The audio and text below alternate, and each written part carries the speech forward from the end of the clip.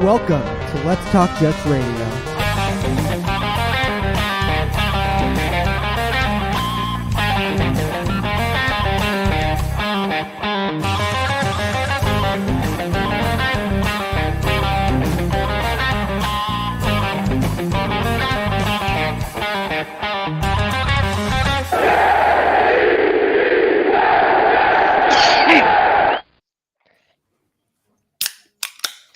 Cheers. Happy Tuesday. What's going on, everybody? Let's Talk Jets Radio. Hopefully you guys are enjoying your day. Tyson cannot join us tonight, but we're lucky to have Tyrone. Tyrone, what's going on, man? Yeah, I mean, I'm here, baby. It's time to get started. Heartbroken as ever. I've got through my crying Sunday and Monday, so I'm back to reality.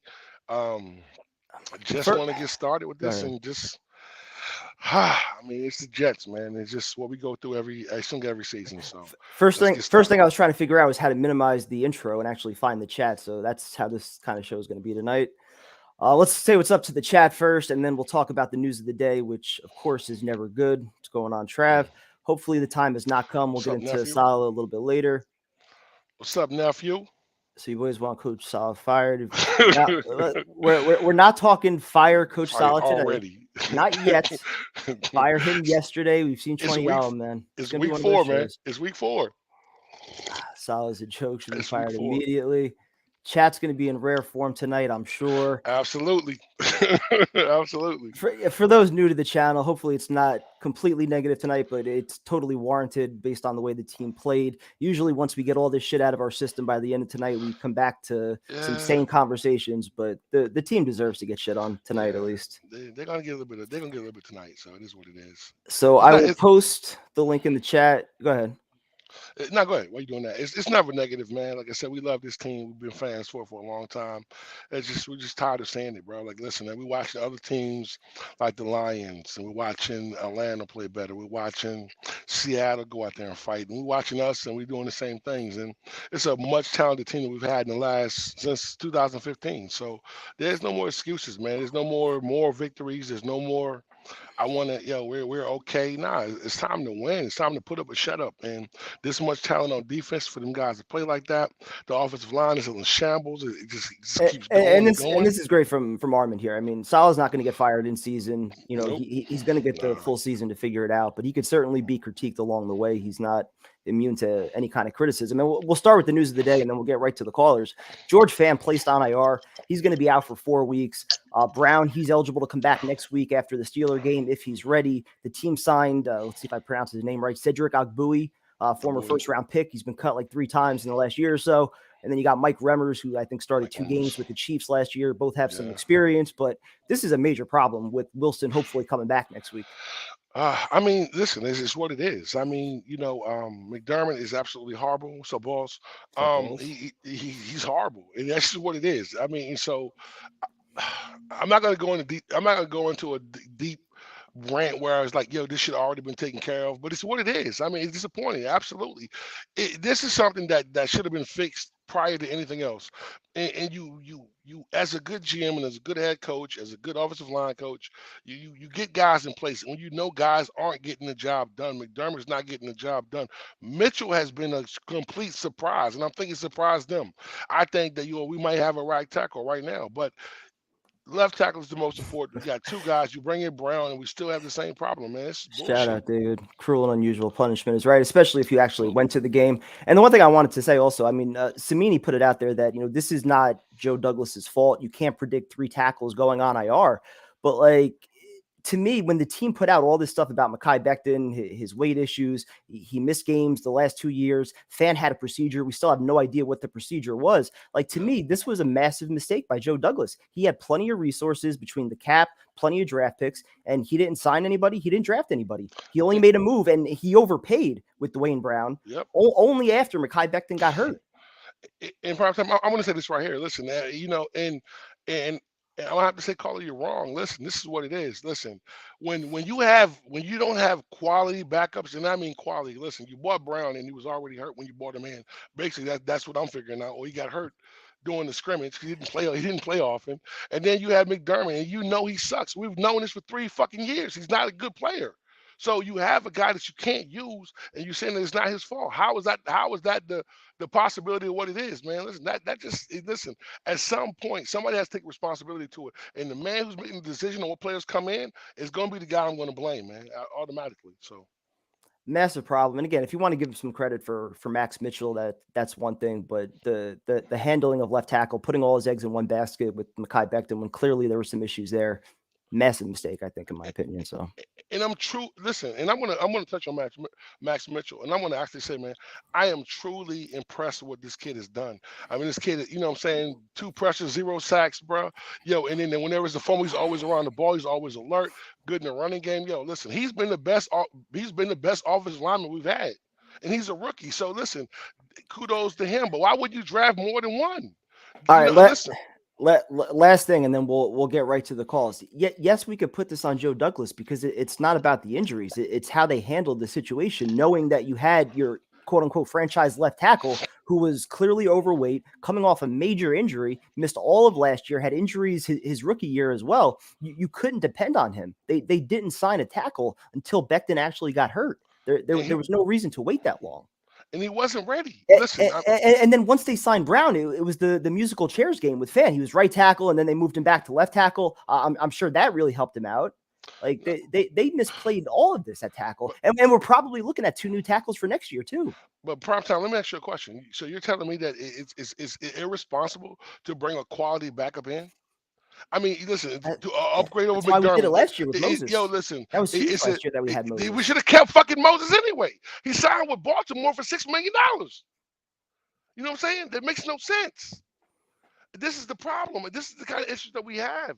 So listen, I mean, I don't know how you cannot blame somebody. Like, you know what I'm saying? You listen, you play, okay, you say you can't plan for injuries. You know injuries are going to happen throughout the season. Why wouldn't you listen? We've upgraded every other position. Why wouldn't you have some quality guys in it who can step in and take meaningful reps? I'm not saying be starter type caliber, but be able to be functional in the NFL. You know what I'm saying? Be able to hold their own. McDermott is not that guy, hasn't been that guy, and has shown it on tape for 3 years. That's what it is. A lot of comments that Moses wanted to start, and that's fine. And sign somebody else. Started. There are plenty of tackles out there. The point is they shouldn't have waited so long. Like there was no reason to wait 2 weeks into training camp to go sign your veteran tackle. They should have had 1, if not 2, ready to go. Yep, already. So we'll get to the calls now. We'll start with our leadoff hitter, Bubs. How's it going? What's going on, dude? What's up, bro? What's up? What are your thoughts on this one? I'm just extremely frustrated. I mean, I think I'm mostly frustrated at Saleh. There's no accountability whatsoever with him. I mean, his press conferences, there's no the undisciplined penalties. Like, this is, to me, it's all on coaching. It's not a lack of talent anymore. It's all the coaching. I mean, it just, you see these dumb penalties with JFM, Corey Davis. You know, what really got me annoyed was, like, you see him talking a little bit to JFM after that penalty, and it's like, that's all you see out of him. But, you know, and they're costly penalties too. Like, they're, you know, it's the Corey Davis one in the end zone that, you know, took our shot away from scoring a touchdown. JFM on the 3rd down, which then, you know, he goes 55-yard touchdown. And that's something and Bubs, that's something we touched on last night. It seems that certain players, you know, like Denzel Mims, we touched on him. Like there are players that get put in the doghouse and they stay there, while other guys, they can do whatever they want. If they're veterans, if they're getting paid a certain amount, they can do whatever they want. There's never any accountability for those players. Yep, exactly. And it's a lot of the veterans. It's these veterans that are making these mistakes. And yet he continues to play these guys. I mean, it's just, it's terrible. I mean, he shows, like, the only time you see him showing emotion on the sideline is when he's yelling at a call or angry at, you know, the refs or something. That's what. Or if he's high-fiving somebody for doing something. Exactly. Like, he made a nice play. It's just so frustrating because you brought him in to be that guy, to be that high-energy coach, and he has shown none of that. I mean, you know, the press conference of the, you know, the unlucky and the 6 to 7, you know, miscommunications and stuff. It's like, what? It's like, I don't see the top tier teams making 6 or 7 mistakes in the secondary where there's guys wide open in the end zone. Bubs, what are your thoughts on this? Is it really too early to evaluate Saleh, though? I mean, 20 games, we're watching the Giants, they're competing every game, the Bears, the Jaguars, like all these other coaches come in right away. They seem to have an immediate impact. We're 20 games into Saleh. He's 4-16. One of those wins is from Middleton. You know, is it really too early with the amount of talent that we think we have here to expect a little bit more? No, I don't think it's too early. I mean, we were supposed to compete this year. I mean, the expectation. I mean, look at Doug Peterson with the Jaguars. You know, look at the Giants. Even though they lost last night, they were competing. I mean, they had a chance to go down the field and score and tie the game. All these teams are competing. You know, Detroit Lions, they're competing. Like I mentioned, the Jaguars, all these teams are competing. It's not too early. I mean, when are we going to get to a point where there's going to be a little bit of urgency with this organization? You know, like, I mean, look at Gaze. They went 7-9 the first year. Next year, we were terrible. You know, you're hoping to make that jump, didn't see it. I don't think it's too early. I mean, what are you going to do? Go 4 wins this year? Next year, hope he makes the third-year jump? I mean, is it fire him now? No. But 20 games in, 4 wins or 5 wins, whatever it is, I don't think it's too early because, I mean, again, 20 games in. No, but listen, I want to touch on 2 points that you said, and one, I want to say this. Listen, I don't mind a 15-yard penalty in the heat of the battle. Like if it's something that you can't stop, you running full speed. Myers could have stopped on that play right there. And then number 2, he wasn't held accountable for. But I want to say this right here, 4 and 20. I want to absolutely say this right, and this is the God honest truth. He has been outcoached every game this season, and that's my problem. Like I said, I'm not saying fire the coach right now. He has been outcoached. And it's very obvious he's getting out coached, and that's the issue that I have. And then that's something that he has to be held accountable for. But listen, this is the point of it. You're not holding your players accountable because you don't have the San Francisco front four that you think you have. You don't have that here. We don't have no pass rush. You're playing against an offensive line that has the worst. They're giving them 13 sacks. So you're telling me that if you're not getting there 4, that's crazy. You're gonna let them pick. You're gonna give them time to decide. Taking it a step further. This is an amazing comment. Like for all the rotations that we do, why are teams driving 7-8 minutes on us in the fourth quarter when it really matters? We look tired. We're doing these arm tackles late in games, like we're tired. Like these guys should be fresh, if anything. If we're gonna try to justify the rotation, they should be playing well in the fourth quarter. Yeah, I totally agree. Crazy, man. Yeah, I mean, the drives seem like they take forever. I mean, it's just they just ground and pound and pound and pound and can't get off the field on third down, penalties and all that stuff. I mean, I wonder the rotations. Like they like Joyner, I saw I think something where he played like every snap. Yeah, he didn't come off the field. He played every single snap. Why is Joyner perfect quarterback rating against him? Yep. and he can't. And you sign Whitehead to tackle. And he misses Boyd, and then he goes 55 yards again on a third down. I mean, it's just Primetime said something that was very important. Primetime said there's no accountability, there's no urgency. That's the problem. And listen, when you keep saying changing culture, you change culture by changing every aspect of it. Listen, as a person, Bub, I know you're young, so I'm gonna say this to you. Primetime, you're a little young too, but I'm a little older. So as you grow as a man, you change yourself. You change actions, things you do as you go through high school, college, grow on in your life. You know what I'm saying? You change, you adapt to life. You know what I'm saying? And the problem with this team is they're talking about changing culture. They want to change things, but it's a process. So, and they keep telling us, well, you got to trust the process. You can't trust a process that's been broken for fucking 69 since 69. You have not seen growth. There's no urgency. The owner's not saying, listen, y'all need to fucking win or you're going to be out of here. You know what I'm saying? All he says is, well, let's give them time. That's why the stadium is empty. That's why fans don't want to come to games no more. That's why you don't want to buy merchandise because it hurts. Like, we've a true fan. This is one of the best fan bases, man, in football. And we have been given nothing. You know what I'm saying? We've been given nothing to be excited about. And yet we're still here on a fucking Tuesday. Last question before we let you go, because I want to get a lot of people on tonight. What's your level of concern with Zach Wilson coming back, between the state of the offensive line, him kind of being viewed as the savior right now? Like, what's your level of concern as far as what he's walking into? I mean, he's walking into he's not walking into a good situation. And you guys said it last night in the live stream. Like, it seems like we do this all the time with every quarterback. It's like this. It's like it's just the same road we're going down. Like, we've seen this before. That's what's so frustrating about it. But to really touch on Wilson, I mean, here's the thing. Like, I'm excited to see what he can do. I'm glad he's out there. I can't watch, statue of Flacco anymore. I just can't do it. He had the 2 great minutes against the Browns. That was all cool. No more of him. But I mean, with Wilson, like I'm excited to see what he can do with the mobility. Here's my big issue though, is like there's a difference between him using his mobility and him running for his life. If he's running for his life on Sunday, it's going to be a mess. And if he gets sacked and it's going to be a mess. So you got to hope that this offense line gets figured out. I mean, he's got a lot of pressure on him already. He now has to, like you mentioned, it's almost he has to be the savior now, only 4 games into the season. But I mean, you got to expect some rustiness a little bit. I mean, what are they taking him through flight school, right? That's what Salah said. So you're going to have to expect some rustiness, but I believe in Wilson. I do. I believe in him. I liked what I saw out of last year. I saw, you saw some good things in training camp. I know the preseason game wasn't good, prior to him getting hurt, but I mean, I believe in him. I hope, they can get the tight ends involved more. He utilized Conklin a lot in training camp, so hopefully they can get him involved more because Conklin's just been a bunch of garbage time with him. But I just hope the offense flows. I mean, and then the offense line, I mean, you got to protect him because he's coming off an injury. And if he gets hurt like he did against New England last year, it's going to be a mess. So they got to figure it out. Really do, because if you let Trubisky throw for 300 yards this week, Ulbrich better not be on that flight coming back. They better just leave. Don't even call. Listen, don't even watch Ulbrich. Monday. If he throws for 300 yards, don't even watch the show Monday because I promise you, Tyson will be in rare form. Great catching up with you, man. Always, man. Have a good week. Talk to you later, man. You too. Thanks for having me on. Be good. You too, man. Shout out to everybody in Florida. Hope you guys are staying safe through this hurricane. Thoughts and prayers with all you guys. Stay safe out there. Man. Listen.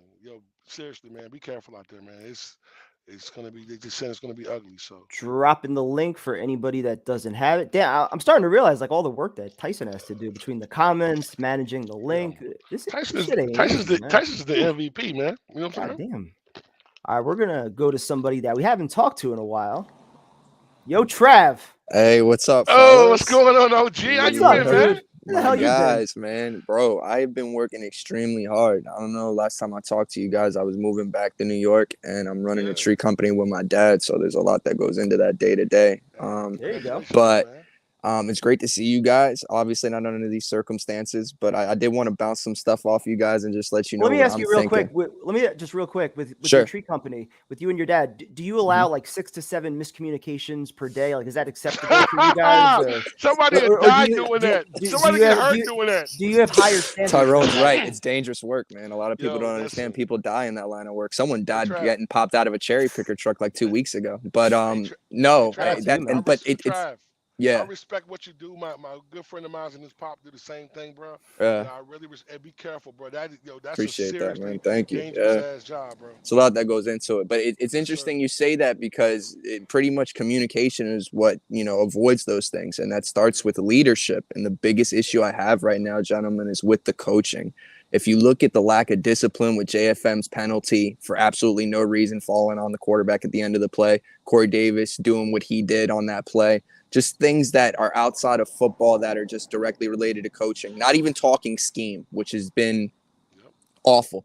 I have a tremendous issue with our D-line being paid like they're top 5 and we're in the bottom 5. You can't invest that much money in a unit and get that level of production and expect to win games. You just can't.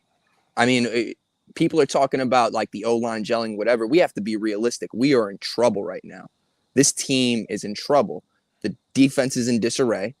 They're having miscommunication issues with the coaching. Quinnen looks like he's getting ready to cry arguing with the coach. He's so fired up and emotional with what's going on.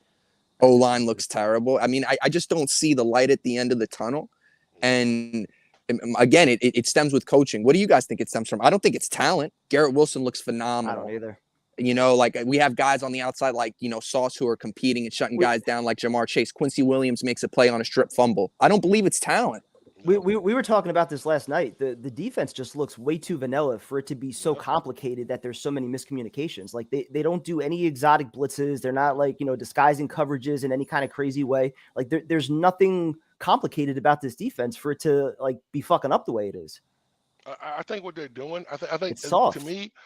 To me, listen, I think they're overcomplicated. So the guys aren't playing fast. They're just thinking before they make moves. That's causing mistakes. And that's the opposite of what Salah said he wanted. Exactly.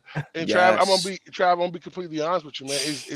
To me, it's definitely coaching. Listen, everyone that realized, man, this is the most talent we've had, bro, since easily. I'm gonna say 2010, 2015. Am I exaggerating a little bit? Nah. I'm right. So exactly. So it has to be coaching because listen, I could accept one part of our team not playing well, and if the offense wasn't doing well with Zach being out, I could accept that. But the defense not being able to hold their own, bro, is bothering the shit out of me, man. I mean, listen, Tyrone, you just said it. PT's right in the actual scheme being very vanilla, but the issue is they're having 3 or 4 checks each play, and you can't have 3 or 4 checks each play when your linebacker's not Fred Warner. The guy said it himself at a presser. What are we doing?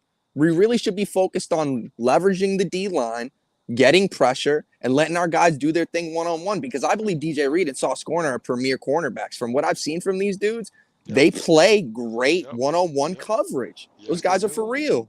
And that's what's crazy. We got 2 shutdown corners right now, and we can't figure the rest out. We can't tackle. We can't get to the quarterback. No. But we're not blitzing, and this is the problem. I understand. Listen, don't get me wrong. I understand what Saleh wants to do. He wants to get there with 4 and make it impossible for you to beat him. The problem is we're not getting that, man. That's the issue. It's not working. We're not winning with 4. Nope. Exactly. And then on your back end, like you got 2 shutdown corners, but you have one and a half safety. You have a half a safety back there. You know what I'm saying? Basically. Listen, and this is what goes back to the Pinot getting cut and everything else. You knew you were making a mistake when you went with Jordan. You knew this. Listen, he's played awful. This is his 3rd game of playing bad. What are you gonna do? Keep letting it go? 6% hurricane, baby, better than none. Let's go. Chat's revving up. Crazy, no, but the thing is that people are bringing up Joe Douglas when it comes to the offensive line, and you can't say that he doesn't have his hand in the personnel, but also how much is he fitting into Saleh's scheme? Like, I'm not saying Douglas is obviously the solution, but I believe right now the problem is obviously the coaching, and he did hire Saleh. So, you know, I don't believe that he's the guy. I know you guys were saying, look, I'm not calling for his head. I openly questioned it last year because I know what my eyes tell me. And I know when you make comments like I'm not here to motivate the guys and my guys come out flat every fucking game. Every game we come out like we have no life, like we're zombies. I don't know if you guys saw the recent episode of Rick and Morty with the night person looking like absolute zombies every game. That's how we look. That's how we look every game. So at this point, I don't believe that it can change unless we change the coaching. Jags were smart to realize Urban was garbage year 1. We have to recognize when we don't have the guy and kick him to the curb and utilize what we have, because we're not going anywhere with this dude. And that's something that's bothered me back-to-back training camps, just being there for a few days. Like there's no intensity. It doesn't seem like the team's really working. They're not getting ready to play football. Like you said, some days it didn't look like they practice. No, dude. Like they go through walkthroughs. It's all about communication. It's all about staying healthy, not getting hurt. There's rarely, if any, tackling at all. Like I know some of that's like, you know, the PA stuff, but there are other teams I know for a fact. Like we've been to other practices. You know, we watched the Redskins a couple of years ago. Other teams run practices that are a lot more physical than what we've seen the last 2 years. So there's just no excuse. It's like Tyrone said, you take Fant and you move him from left to right repeatedly. You don't allow anybody to get any kind of continuity in a position and a portion of the team where that's one of the most important characteristics, being able to trust the guy to your left and right. And now he's injured, and now we're back to square one. It's just a turn. It's just I don't know what to say. I'm at a loss for words. Listen, Trav, you're killing it, bro. Listen, you're absolutely correct. And this is what frustrated fans are feeling. So you're looking at the situation like, and this is gonna be the biggest mistake they're gonna make, right? So when Fant comes back or Brown comes back, what now? Sit Mitchell. It makes sense to sit Mitchell. It makes no logical sense to touch that kid. Let that kid do it. He's earned the right. He's earned the right to be there. This is the problem. Fant earned the right to be a left tackle from the beginning. And you should have just told Becton real talk. Listen, bro, he held it down. We're giving it to him. You can't move this man from that left Becton to right, situation was so right. mishandled. PT and Tyson said he was hurt, dude. He's fucking laboring through training camp, and they still keep him out there. What are we doing? That's coaching. That's coaching. And then get mad at Fant for his play. Like, listen, I'll talk about the line. I'm not going to talk about Fant. I'm not going to say nothing negative about him. Even he was a team player.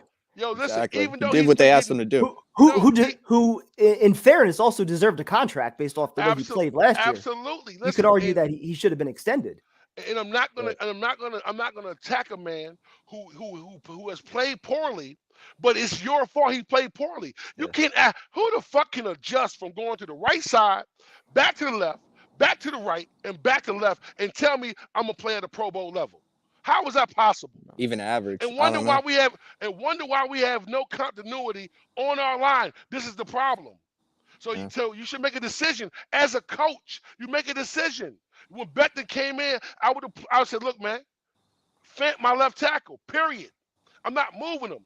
You bring in Brown. I'm not moving Fant for Brown. I'm going to say, look, Brown, you play right tackle. I'm going to go get me a right tackle. What I'm going to do? You know what I'm saying? I want to pick That should have better. been the approach originally. Like I forgot who mentioned it on stream. Better. Get a right tackle, not a left tackle, and then make Fant move again. I don't know. I don't know if we see either of them the rest of the year. You're right. No, Can you blame him? If you're a fan, would you come back prime time? Yeah, he's already hurting his value on the market. He's already hurting himself. You haven't paid me. I can't blame him. You don't want to pay me. I can't. He's got to be healthy. Yo, he just lost $10 to $12 million. He just lost that. He just lost that off top. He lost 10 easily. So you telling me I'm gonna come back and fight? I'm gonna come back and fight for a team who won't pay me, who has mistreated me, and he's been nothing but a stand-up guy. Man, that's bullshit. You're right. Could have trashed him in the media. Yeah. Come on, bro. No, it's bad. Gentlemen, I appreciate you guys having me on. It was awesome speaking to you guys. Hey, man. Enjoy the rest of your night. Yo, and call more often, man. We miss you, baby. It was good to be on. I got to come back on next time with Tyson. That's my dog. Yeah, no doubt. Yo, you already know that. You already know that. Be good, man. Yeah, that was a great call, man. Great call. Yo, caller's on fire already. So let's go to Charles. Hello, Mr. Tyrone, Mr. Sirkin. Pleasure to meet you both. How you doing, man? First time caller? Yes, sir, I am. I've been subscribed to your channel for a couple of years now. I should have subscribed to your channel earlier. I apologize. No, it's all good, man. Glad you found us. Man. How you doing, man? How you feeling, man? Good. I'm by the way, nice Mets hat. Even though I'm a Yankees fan, I'm glad the Mets are doing well this year. I'm still hoping Judge breaks the record, so. Yeah, absolutely. I'm not here like that. Everybody's waiting for that. Listen, man. I remember so many of us Jet fans were so happy for the hire of Robert Saleh. Now it's coming up to bite us in the fucking ass. I mean, look, I'm not going to hate Robert Saleh, the person, but I'm starting to dislike the coach. And I've been a huge – I'm sorry to interrupt. I've been a huge supporter of Joe Douglas. I think he has the right attitude, the right mindset. He has a great eye for talent, something our previous general managers lacked, especially cough, cough, John Idzik, cough, cough. But the damn thing is, you know, I don't I'm sorry, I'm mumbling my words up. No, you're good, man. You're good, bro. We haven't had a fucking true left tackle since the Brigashaw Ferguson retired. Absolutely. I know the Brigashaw Ferguson wasn't the greatest left tackle ever, but god damn it, in my opinion, he's a borderline Hall of Famer. This guy was consistent, man. Fucking one snap. years. 10 fucking years and only missed one snap. One snap. My bad, one snap. In 10 years. Snap, 10 fucking years, and he played on some shitty New York Jets teams during his tenure. Yep. But he didn't want, and of course, you know, who also deserves consideration for the Hall of Fame? My boy who just got inducted to Ring of Honor on Sunday, Nick fucking Mangold. Oh, you know, I got to give Mike Tannenbaum some respect. For him to draft a Hall of Fame caliber successor to a Hall of Fame center in Kevin Mawai, that's rare to do. That's fucking rare. And I know, look, I don't hate Connor McGovern. I think he's a decent player, but he's not the guy. I was one of those Jet fans that wanted, the fuck's his name? Oh, Linderbaum, God. Yes, I wanted Linderbaum so fucking bad because he was great coming out of Iowa. And I also wanted that fucking monster from Minnesota, Falele. Yeah. And the Ravens took his ass too. Yeah. Just kidding. But going back to what you said about Saleh, I feel like that's where a lot of the fans are at right now, where like we like him, we want to root for him. He seems like a good dude, you know, a guy that you'd want to go to the bar with, grab a beer with. But as far as the X's and O's, being a coach that can hold his players accountable, making game adjustments, all that, like the team just doesn't look prepared. Like for a defensive specialist, the defense is getting walked all over in the first quarters and on third downs. They look terrible. There's no pass. I know, and we paid so much money. I'm not going to call Carl Lawson a bum because he had a pretty productive career with the Bengals, but to me, he has yet to. I'm not going to give up on Carl Lawson. He's not I'm not earning a gonna- contract Not though yet. right now, is he? Yeah, I he's mean, not. He's not playing. Listen, he's not. He's doing the same contract. thing. I feel like he's doing and- the same thing he did in Cincinnati, where he's getting pressures, according to the stat sheet. But is He's he just not really getting sacks. But he is he was. really But, impacting the game though? but listen, we knew that coming in, and then I'm gonna be honest with you. I guess we looked at him getting pressure as being close enough to be there. But I'm gonna say this right here. I think, and I think you're absolutely correct. The problem is that we're getting out coached, and I keep saying this, man. We're getting out coached, and that is the problem. And that goes to this comment right here. I mean, the Yeah, impact of a JP, good you coach 100% correct, my can be man. sensed I mean, immediately. I completely agree with that. You can sense JP. you can sense when the culture is shifting. Yep. And Absolutely. the culture here, it looks the same as the past decade. Yep. Because nothing he sold looks my he different. sold us a dad and I dream. talked And about- it speaks volumes that 3 weeks into the season, you already have players that are asking for a meeting to get on the same page with communications. That's But he sold. It's him though. Listen, if he would have came out and said, "Yo, I'm going to hold guys accountable. I'm going to make guys," you know what I'm saying? The one thing that we know we needed, consistency. He doesn't offer that, and that's the problem. He can say that, but when we're watching on the tape, when we're watching JFM make a mistake like that, we watch. You know what I'm saying? We're watching Davis make a mistake like that, and there's no accountability. We're watching the offensive line play the way they play. Watching our defensive line get no pressure. This is the problem because you're not holding these guys accountable. There's no way, and I'm sorry, because I had someone send me a direct message about my comments about Reed, and I'm going to stand on this, and I hope you listen tonight. That you can't get mad with Reed for saying the truth. He comes from a winning organization. See, you can't change the Came culture. from two winning and- organizations, exactly, the 49ers and and the Seahawks. Niners and Exactly, Yep, there you and go. bring a guy in who is used to winning, who doesn't have a loser mentality. That's the problem. Guys should be held accountable, and he spoke on it. That's the truth. That's what we asked for. That's accepted. Now, what I was going to say to you was my dad and I talked about this while we were watching. I think either it was the Broncos game or the Giants game last night. I understand Todd Bowles wasn't a great coach, but at least the players played for him. That's true. And in Todd Bowles' year, biggest we got a issue is that they would great- collapse in the fourth quarter. They would play competitively for like 50 minutes, and then the last 10 minutes they'd collapse. Yeah, that's true. But hear me out. The problem with Todd Bowles was Mike McCartney was garbage. He made a lot of bad draft picks in free agencies. And two, once Chan Gailey retired, we didn't have a great offensive coordinator. Yep, that's it. That's Chan Yeah. Gailey, if you remember first He year, had three granted, he had three 2016 offensive coordinators in 4 years. in 4 Todd years. Bowles. 2016, Absolutely. Ryan Fitzpatrick became Ryan Fitztragic. But in this first year, the Jets, for the first time since excuse my language, Never a 1998, problem here, man. we had a 1,000-yard rusher and two 1,000-yard receivers. Yep, absolutely. And that's what happened. It was downhill. Like, listen, everyone complained about Bowles, but listen, at the end of the day, if Bowles had as much talent as we have right now, we'll be a winning team. Period. I We'll be a winning like team. Bowles. I didn't hate. If Rex had this team right now, we'd be a winning team. Correct? Am I lying?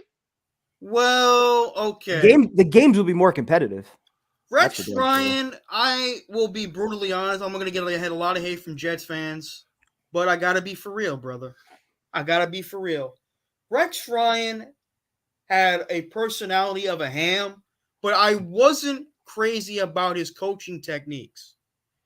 To me, if you look at his first two seasons, a lot of the players came from Eric Mangini. Thomas Jones, Tony Richardson, Damian Woody. The first 2 years of success were all built off the Mangini and Tannenbaum teams. He never built And then it when he on his started own. bringing his own guys, the team went downhill. Hey, Like, listen, in hey, 2012. I'm sorry, man. Listen, the We're Patriot game. not going man, down the Rex Ryan path tonight. I'm not doing it. I'm keeping Tyson that did not scheme. appreciate this. I mean, I'm not trying to be disrespectful, No, you're good, man. You're good. but I will say this, though. The players, for the most part, did play for Rex because they liked his personality. He was a player's coach, but he wasn't a coach to me. He was more of a cheerleader than an actual coach to me. Now, what I will say is this, that I'm trying to think now. And as first, we did have a good defense with Rex. We did. For the most part, we did. But what pissed me off about Rex was the defense would collapse after a while. Like, we would start playing great, and then we give up these fourth quarter leads. That's what pisses me and my dad. Like, what the hell? Like, I'll never forget in 2012, we were at New England. Mark Sanchez was throwing for over 300 yards, and then he decides to bring in Tebow. Remember that shit? That was a fucking fiasco. But you're right. But listen, let's get back. Let's get back to modern times. So let me ask you a question. Do you think the problems with Salah can be fixed by the end of the season, or we'll find out who he is by the end of the season?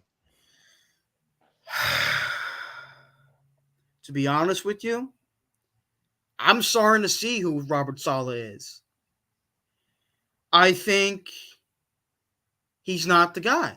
And to be brutally honest with you, the way this team has been coached, there are two things I like about this coaching staff. Well, three. One is Leon Washington, who used to play for the Jets. You got 30 seconds. We got a lot of callers. Go ahead. Two, Miles Austin, our wide receivers coach. And one, our special teams coordinator, Brant Boyer. Why would Brent Boyer used to be the coach, man? Listen, he done survived 3 regimes. God, Lee, that man still got a job, bro. Good call, man. Hey, nice to hear from you. Pleasure to meet Appreciate all you the guys, support. and Have a stay good night, safe. Have a You good too, one, man. bro. He was hype, man. He was hype. Let's go. My bad, prime time. You can't tell. We ain't dissing Rex, man. I ain't having that. Hold on. There was a super chat up here that I missed. God damn it. This is what Tyson deals with. The comments come in so quick, and then like once they refresh on the bottom, it's impossible to find. Here it is. Could I ask if Steve is ever coming back to the stream? Yes, you may. And Steve actually will be back right now. Hey guys, Steve, what's going on, you guys? How you guys doing tonight? Did you guys make up yet? You better this week? Yeah, man. I'm all good, man. Listen. First off, wanted to say hello to everybody in the chat. Apologies to everybody from last week. Just was a little bit fired. I had a little bit of fire in my stomach, but everything's all cool. But you guys made a lot of good points about like the situation with this team right now. Listen, I do like Coach Saleh, but he needs to do better. Okay, like he's got to hold players accountable. Like what he says in his press conferences on Monday, listen, I understand where he's coming from, but he's got to realize that, he's got to like put a fire under the players. And a lot of talk about fire Tyson tonight. made a good point from the stream from last night. I want to watch competitive football, a full 60-minute game.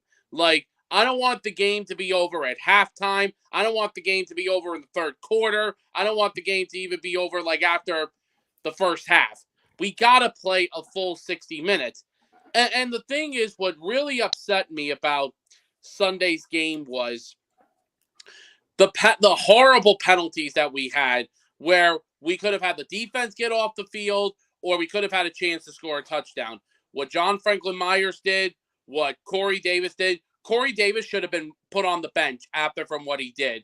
There was no need to do that. I understand it's football, and you're stressed out. It's a long game, and I know you have a lot of emotions, but you can't take emotions out like that.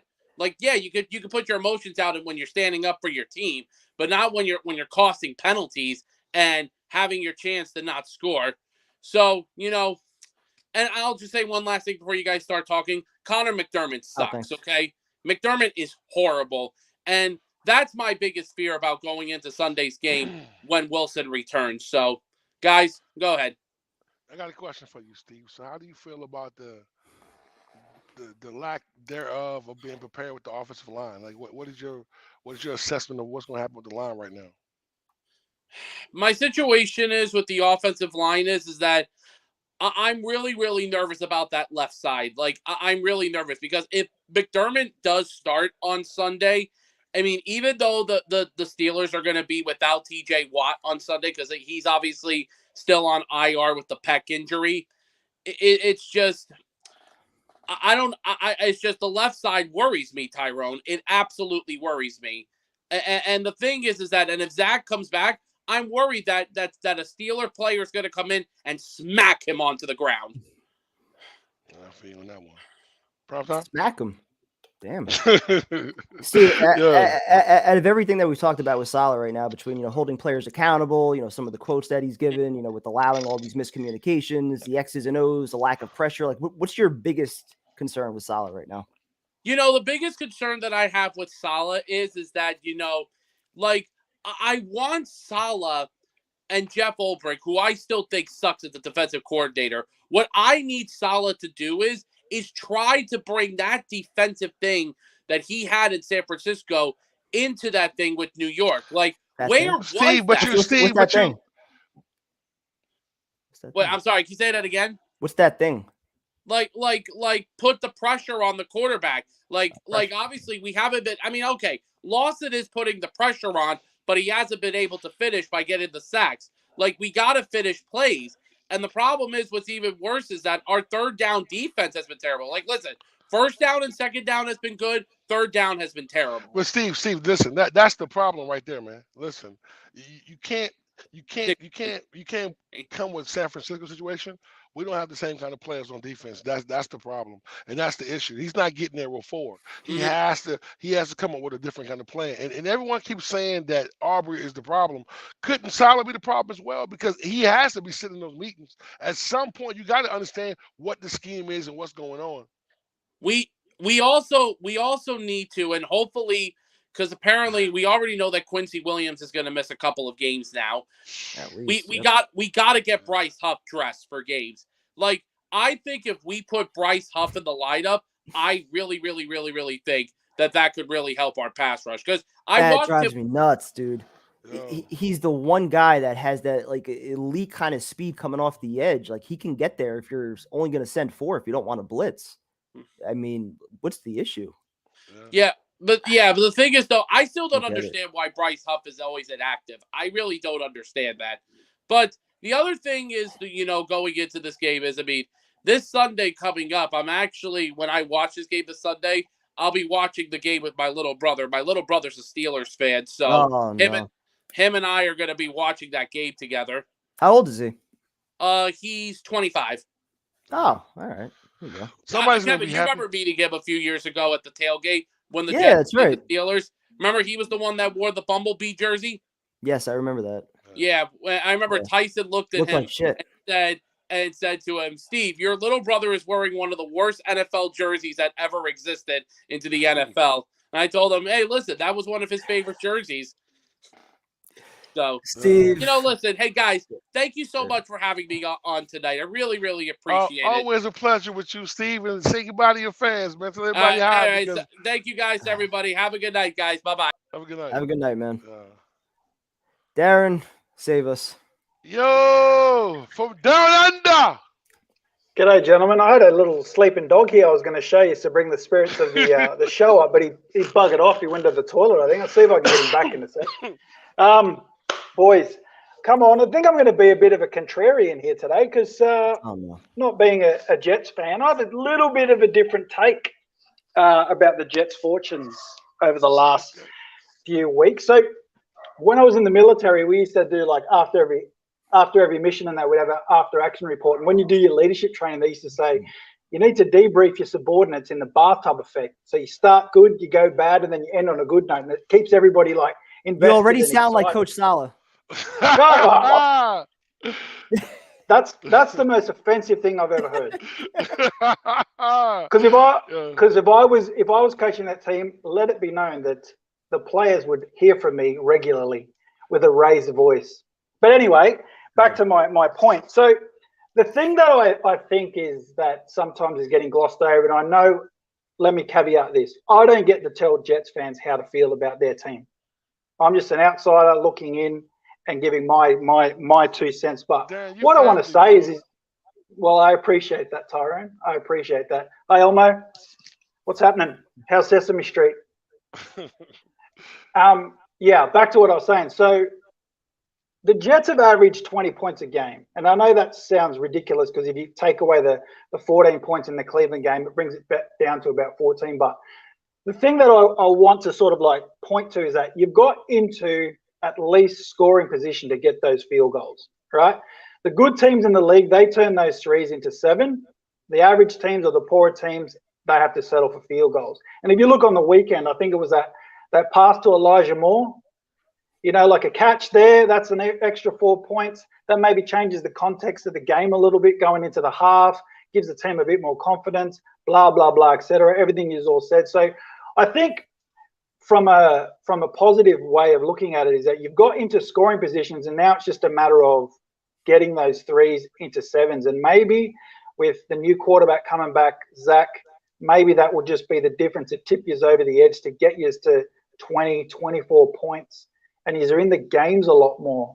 Like I heard a stat on the weekend, and I can't remember what it was, but they said that I think it was the last 26 games the Jets have not have not led a game like in the first half in the last 26 or something, apart from week 1 of 2017 or something.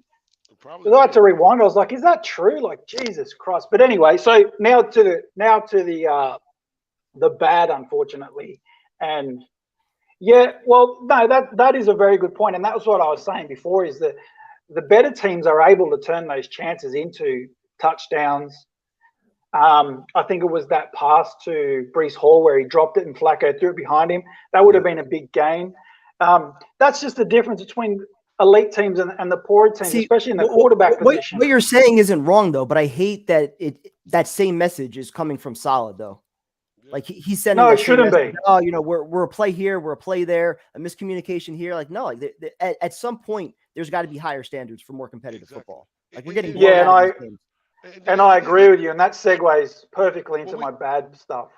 But we feel like this though. This is the point that bothers more than anything. It's like you're watching all this talent, and you watch how we accumulate all these talents, and then it's on the field. It's not that. What happened? Darren, where'd you go? He's back. I'm back. Okay. Yeah. No. So we're not watching that talent. We know we're a talented team, but you're not watching it. You're never getting a complete game. We're never get and that. And listen, we're not asking for 10 wins, or we're aiming the bar low. But you know what I'm saying?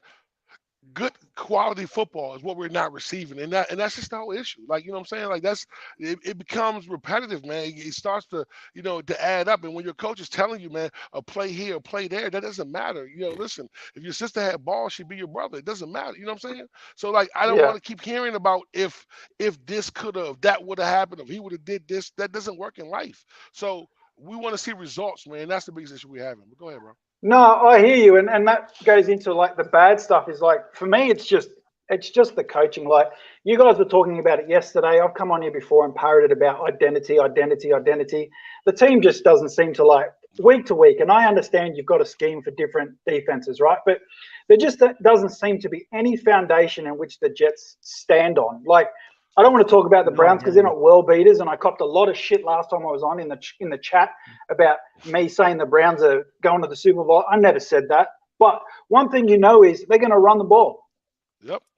That is their foundation of success. And don't care if you're going to stop them. They don't care if you know what they're going to do. They don't give two shits. They're going to run the football. It's powerful football. That's right. So that's what I'm saying. Like when I watch the Jets, it's like, what they did against Cleveland, I have to give them a lot of credit for. Like, it looked like, this is really good. They've schemed up to avoid Miles and the pass rush, etc. And I was expecting to see something similar this week, but it was completely different. I was like, what are they doing? Like, why are they going away from something that was successful the week before and now completely flipping the script to now feature the backs? It's like you were doing something so well, and especially when your offensive line is so beat up, it's like, why are you adding more pressure on these guys? They're playing out of position. They're playing hurt. Why are you changing? Like, succeed with your foundational strength first and then worry about everything else. And that is what the better teams and the better coach teams do. And like, no, I don't think you're. I believe you are overreacting a little bit, and I'll say why when I get to the next bit. But I think that the coaching for me, and not only that, it's like you said, it's like Saleh looks like his public comments and his demeanor on the sideline looks like he hasn't figured out that he's going to be questioned everything he does. And I understand internally, you guys have said it. you guys said it. Internally, there's a conversation. So internally, you're having the conversation like I am. Hey, guys, we're getting into scoring position. It's one play here. It's one play there. It's blah, blah, blah, etc. Publicly, you come out and you say, and it's all fake. We know it's all fake. Come out and say what the fucking you expect the fans want to hear. It's like, it isn't good enough. We've got to tie up the miscommunication. Guys aren't going to play, all that sort of crap. But I know you got heaps of callers that are Jets fans and probably deserve to be on better than me. But the last thing I want to say is I've got you genuinely with a chance in 5 of the next 8 games. Patriots are missing Daniel Jones in the next 2 games. He's out for like 6 weeks. So I got you the chance there. I got you the chance against the Steelers. I got you a chance against the Broncos. And that's and the Bears. I think You he's want a to go chance. through the head coaching matchups in those games or no? I don't care about the coaches. I care about the guys on the field. Maybe Nathaniel Hackett. We have a chance. Yeah. You're missing Daniel. You're missing Daniel Jones. Hey, boys, I'm trying to do a bathtub here. Trying to start good, go to the bad, and end on the book. Good. I can't go. All right. Well, you're all fucked, and you're going to win one more game for the rest of the season. That's not how a bathtub works. That's called a slippery slide, I think, Kev. Hey, Darren, Slippery I'm slide. right here, bro. We've been on that slippery slide for too long. I know if man. you want a Cleveland fan, you be a Jet fan, bro, and we love you to death, man. I am a Appreciate Jet fan. you calling me, man. Look, yeah, I am a Jet fan. I lie to myself every morning, but I just can't do it anymore. But you saw what it's like to be a Browns fan last week, man. Not much better. That was so bad. I was like, I get up at 3 a.m. in the goddamn morning. Night, though. Yeah, I'm like, I'll wake up at 3 a.m. in the morning to watch this shit. At least you guys get to watch it at 1 o'clock in the afternoon, and when the game's finished, it's like 4 o'clock Sunday, and you get to like, I got to wake up at 3 o'clock in the morning, watch nonsense, and then spend all day just like stewing on it. It's terrible. But that's horrible. Horrible, man. It's horrible. But hey, it's all good.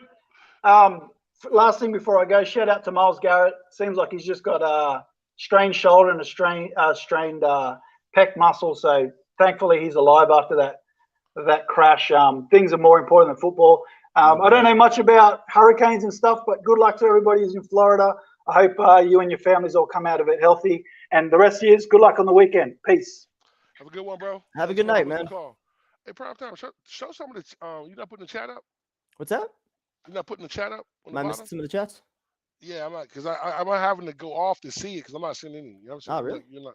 Yeah. I was getting some of them on there. I was trying to find the link again. I lost it for a sec.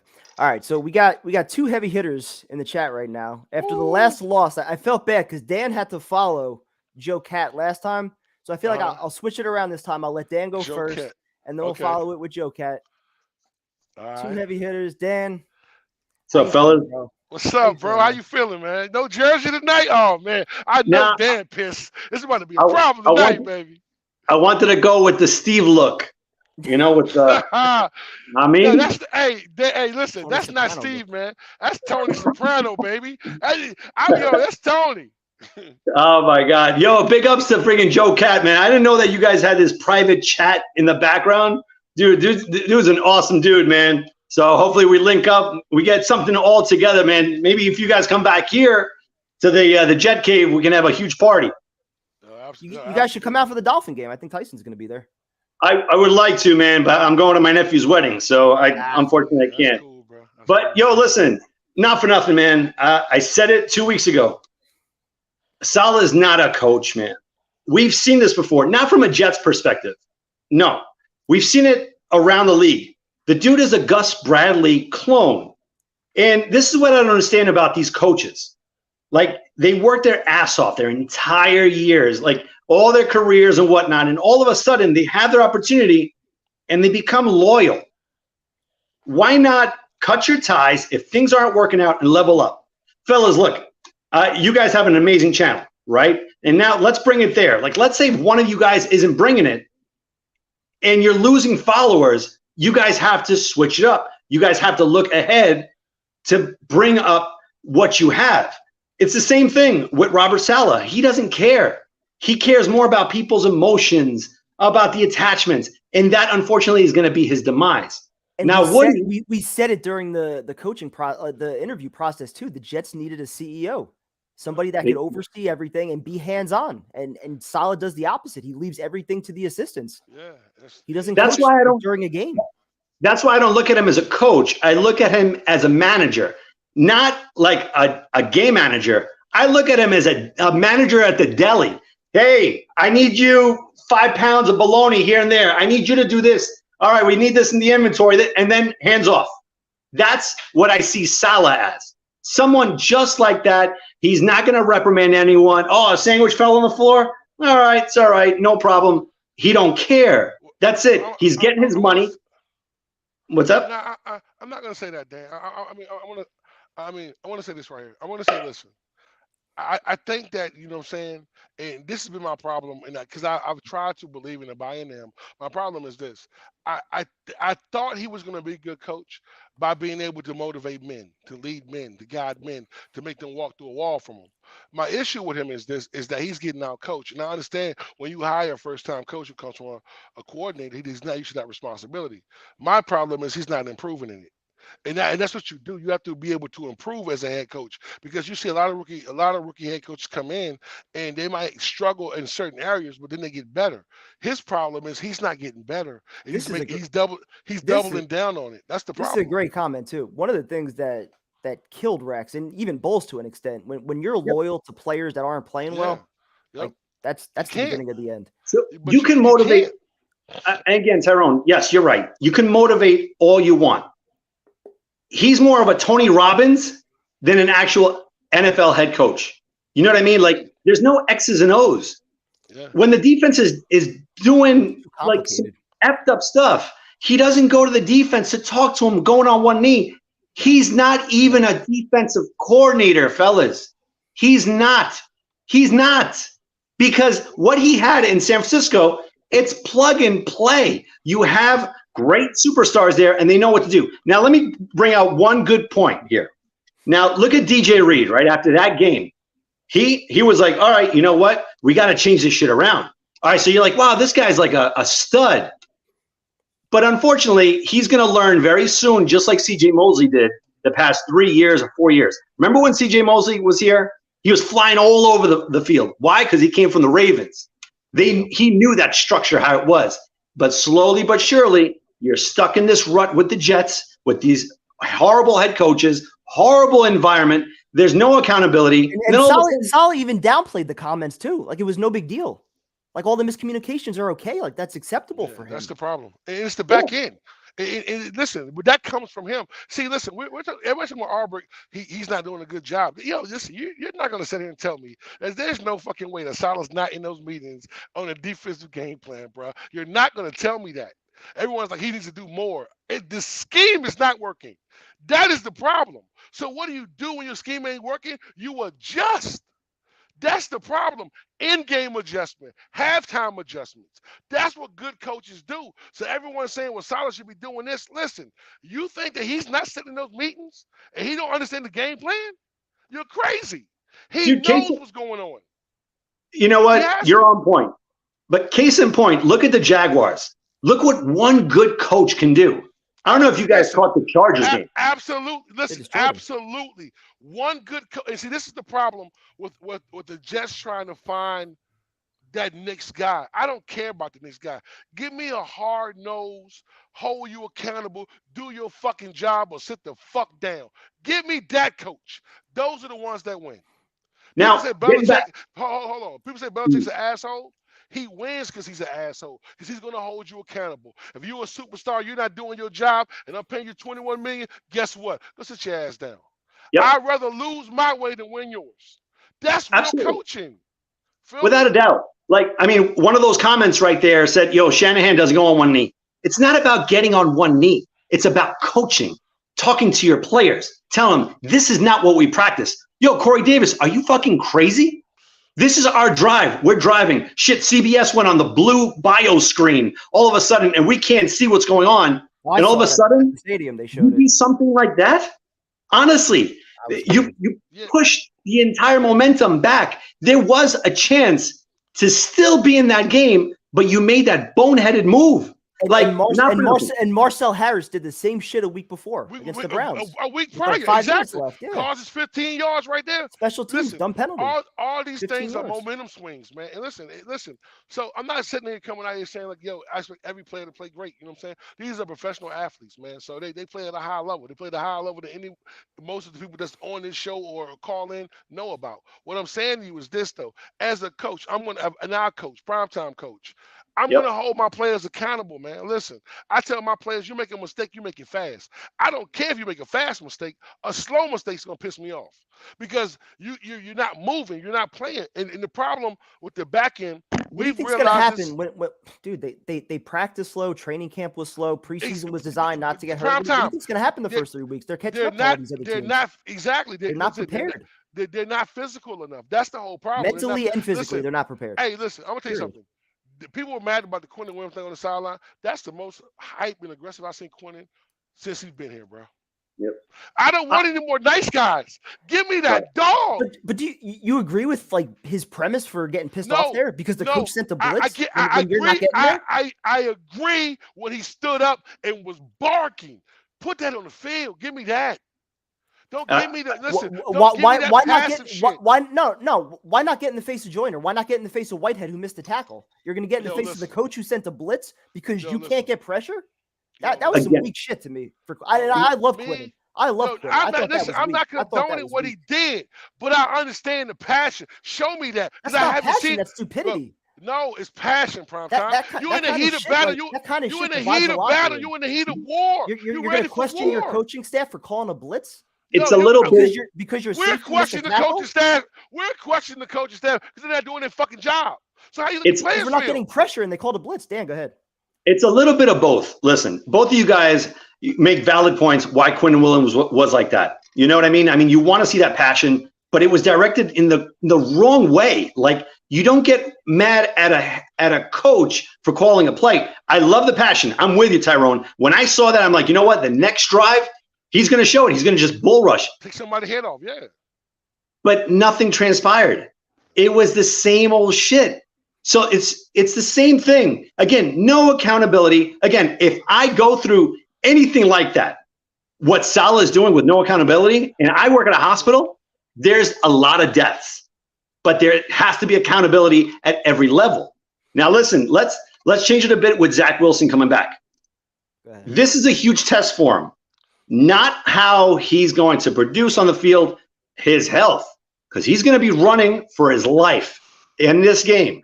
It all depends on how well his knee is, how 110% he is. In my opinion, I don't think they're going to clear him this week. I don't think so. Why? Because, again, you signed 2 new guys this week. They're placing him out there. I would love to see Zach Wilson, but I think they're going to hold him back one more week and trot out this geriatric dude that's always drinking and sipping on freaking chugs of Ensure, this statue of a horrendous quarterback that's past his prime. And again, he shouldn't be playing. It should be Mike White. Enough is enough. Put this other kid in there. The Jets are the only organization that benches a freaking quarterback that throws for over 450 yards and shit on his first freaking, debut. It's only the Jets, only the shitty organization. Sadly, it wouldn't shock me if you're right. Just based on the state of the offensive line right now, if they're going on IR, it's kind of hard to go to Pittsburgh with what Tomlin can do with that defense. And one more thing, you know what? It's all about Zach, bro. Ease on the gas a little bit. And I'm with you, and I'm going to let you go on this one. Yep. The real reason why I don't think he's going to start this week is because of Woody Johnson and his asshole mentality of selling out MetLife. All right, he cares about dollar bills. That's it. That's all. Sell out MetLife with you're not selling out MetLife with the product you put on the field. And listen, but now you're right. He should have no say. I don't want Zach to play, man, just because of the state of the offensive line, man. Like, listen. And the problem is he's going to come back and he's going to be rusty. You're going to put him out there against a team that has a great pass rush with your line in such shambles. And this is the problem, man. Like, I remember weeks ago we were talking about, okay, we're happy the line is good. And we're back to this same conversation, man. Yep. This is nuts to me, bro. It's horrible. Fellas, thank you so much for the time. Hey, Joe Cat, we got to link up, baby. Go Jets. Let's go, baby. Let's win this Sunday. Let's go. Yes, sir. Man, The great boss rant, man. himself, Good talking man. to you. Always Dan, yo. Always ready, man. And we go right to Joe Cat. Joe Cat. Boys. Let's go. Another Sunday ruined. I like talking to you more after a loss than a win, to be honest. No, but you know what? I'm glad you said that because in my mind, we're 0-3, okay? Because Feels for that way. 57 minutes of that Browns game, we got our balls kicked in, okay? Also, this whole thing with Zach coming back, let him come back. That's great. What's up, guys? Also, Dan, we exchanged info, so I'm pretty sure we'll send you guys a couple of videos watching this atrocity every Sunday. Can't wait for that. Sunday, I had to wear a Jaguars jersey because my wife's a Jaguar fan. I had to wear a Mark Brunell Jaguars jersey because that's a team. You see all these teams. You guys watch Hard Knocks? I watched I watched a few That's clips. a coach. I didn't see any of them. That's what we get. That's a coach. We're bringing Zach into the same shit we brought Sam Darnold in. He's bringing into an inept coaching staff. You might as well bring back Brian Schottenheimer. With these play calls on offense, bring him back because this guy sucks. LaFleur needs to be fired. Salah needs to be fired now. I don't care. We're firing LaFleur now too. Damn, Joe. Joe. Oh yeah. Joe said already. What's wrong with LaFleur now? Shit. 100%. He goes. Okay? I don't agree with the game plan, but I'm not firing the offensive coordinator off 3 games with the backup quarterback. Yeah, Joe said y'all fired everybody. We took the number 1 running back in the league. We're gonna pass to him more than he runs. Get out of here! I mean, it's an Is that the play call or is that Flacco just going to his check down? No, that's the play call. You put Corey Davis out there. When you sat there, we all begged for Braxton Berrios to be there, right? You put Braxton Berrios in. This fucking guy can't catch a goddamn ball. He should be on the sideline. John Franklin Myers. We were all about John Franklin Myers last year. Oh my God, he plays unbelievable. This guy is This guy's Sean Ellis. We give him a big contract. Typical Jets. We give him a contract. The guy can't do shit. Put him on the sideline. Joyner should be fucking fired. And it's inept. It's inept. Again, you saw the Giants, even though they played like shit last night, it got to the 4th quarter. That's all we're asking. And now you're going to put Zach into this inept coaching staff who Johnny Sins on the sideline can't fucking even manage a team. He's got his players yelling at him. You lost the locker room. So we're going to sit through another how many fucking games? I can't even count anymore. 14 games? We got another 14 games. We got to sit through this guy who lost the locker room in week 3. That's it. You fire him now. You want to send the message to the NFL? That's not going to happen, though. It's not going to happen. You want to send the message to the NFL that the Jets aren't fucking around? You say, you know what? We're giving Sean Payton. Who's the highest paid coach in the NFL? I think it was Gruden. I don't know who it is. Okay, so we give. What do you get? $10 million a year? He got a 10-year, $100 million contract. Yeah, that's it. That's what you get. That's what you give Sean Payton. You give Sean Payton. You get these. You think Woody Johnson is doing that? No, of course not. Because they're nickel and diamond. They're nickel and diamond you. They fucking shit all over Nick Mangold on Sunday. Typical Jet fan. That was embarrassing. They shit all over him. That's the way you come out? It's embarrassing. Now, Zach Wilson's going to come out. He's going to get his ass kicked. Watch Mitchell Trubisky look like Peyton Manning. You fucking watch. Yep. You fucking watch. We already know. I guarantee you, whatever the Jets would be willing to pay Sean Payton, Jerry Jones would top it. Right. Sean Payton would rather go to Dallas. Jerry Jones would give him $200 million, bro, to come to Dallas. Look at all the guys we got. We can't make any more excuses. This team has talent. We all like Sauce, right? We all like Sauce. He'll be gone when he's a free agent, when he's looking for a contract. He'll be gone. Enjoy him now. Why would he rot on this team? Why would he? Garrett Wilson, you like Garrett Wilson? He'll be on the Buccaneers in a couple of years. Don't worry about it. You watch. But this is what we do. This is what we do. You got to think as a player. You got 40 fucking guys yelling at Salah. You yelling at this coach, yelling at that coach. Would you stay in your career to play for this abortion? It's fucking unbelievable. And well, if things haven't turned around, though, Sauce and Garrett Wilson will be playing for a different coach by the time they hit free agency. They're not going to turn around because they're going to give this guy the rest of the year, and we're going to have phone calls like this every Tuesday night because we got to stop going after this. He's the next. I said this on the first call. This is the next offensive coordinator. This is the guy. He knows his shit. He's a big defensive guy. This is going to be great. How about you go get a fucking head coach? How about you say, you know what? We'll double whatever they're paying you. And you know what? That's what you got to do. And that's where it comes down is ownership. When they're penny pinching like this is the product you get. You get an inept coach. You get all backyard players. Why would anyone come here? Coach and player. Why? So you have your whole income taxed out the fucking ass, and then you trot this. You want to be all gas, no brakes? Hit the fucking brakes and fire this fucking asshole. And you fire every single fucking person that looks like shit on this team. That's how you send a message. This way you could draw players like, hey, Jets aren't fucking around. Not this fucking lovey-dovey, I'm going to fucking play. We're all friends here. This is going to be great. You watch Hard Knocks. I tell every Jet fan in here, watch Hard Knocks. Watch Dan Campbell saying he's going to bite fucking kneecaps. That's the fucking guy you want. These are real coaches. And that's the problem. Solid, he's got all these great quotes and all these cliches and everything, but the product that we see on the field, it doesn't match it. The all gas, no break, the 60% shit. Like, none of the quotes match the play or the intensity that we see on the field. Dude, I'm telling you right now, they better get rid of this guy because this guy, at least you didn't have people yelling he's going to get the year, though. He's going to get the full year no matter what. Of course he's going to get the year because that's the Jets. That's the Jets, dude. They're going to ride it out. They're going to go into this year. They're like, we got to bring in another guy. And now you're going to have 2 years of Zach where he's hurt. It's the same fucking thing as Sam. Sam hurt for 2 years, and now he's going to come into a new system, and this guy will be a fucking backup someplace. A third offensive coordinator in 3 years, right? More or less. Of course. It's the same revolving door, guys. It's the same shit. They sell you every year. It's like the Mets. They tell you, this is your year. I swear. It's going to be 86 again. I swear. Kevin, I know you're a Met fan, but they've only been in the playoffs 10 years. But listen. You got to remind me. Yeah, I'm just letting you know. I get enough shit with the Jets. I mean, that's why let me enjoy October for the first time in 6 years. First time in 6 years, right? The Mets. You guys got it past July. I'm excited. But that's the owner we need. We need the owner that's going to spend money. We have they produce the worst vaccine. The culture changed immediately. Dude, there is no called the Mets. It changed immediately. Bring culture. He wasn't going to bring culture. You got DJ Reed yelling at this guy, his former coach, saying this guy. You know what's so crazy though? Like Saleh is really into like the Navy SEALs and Special Forces, right?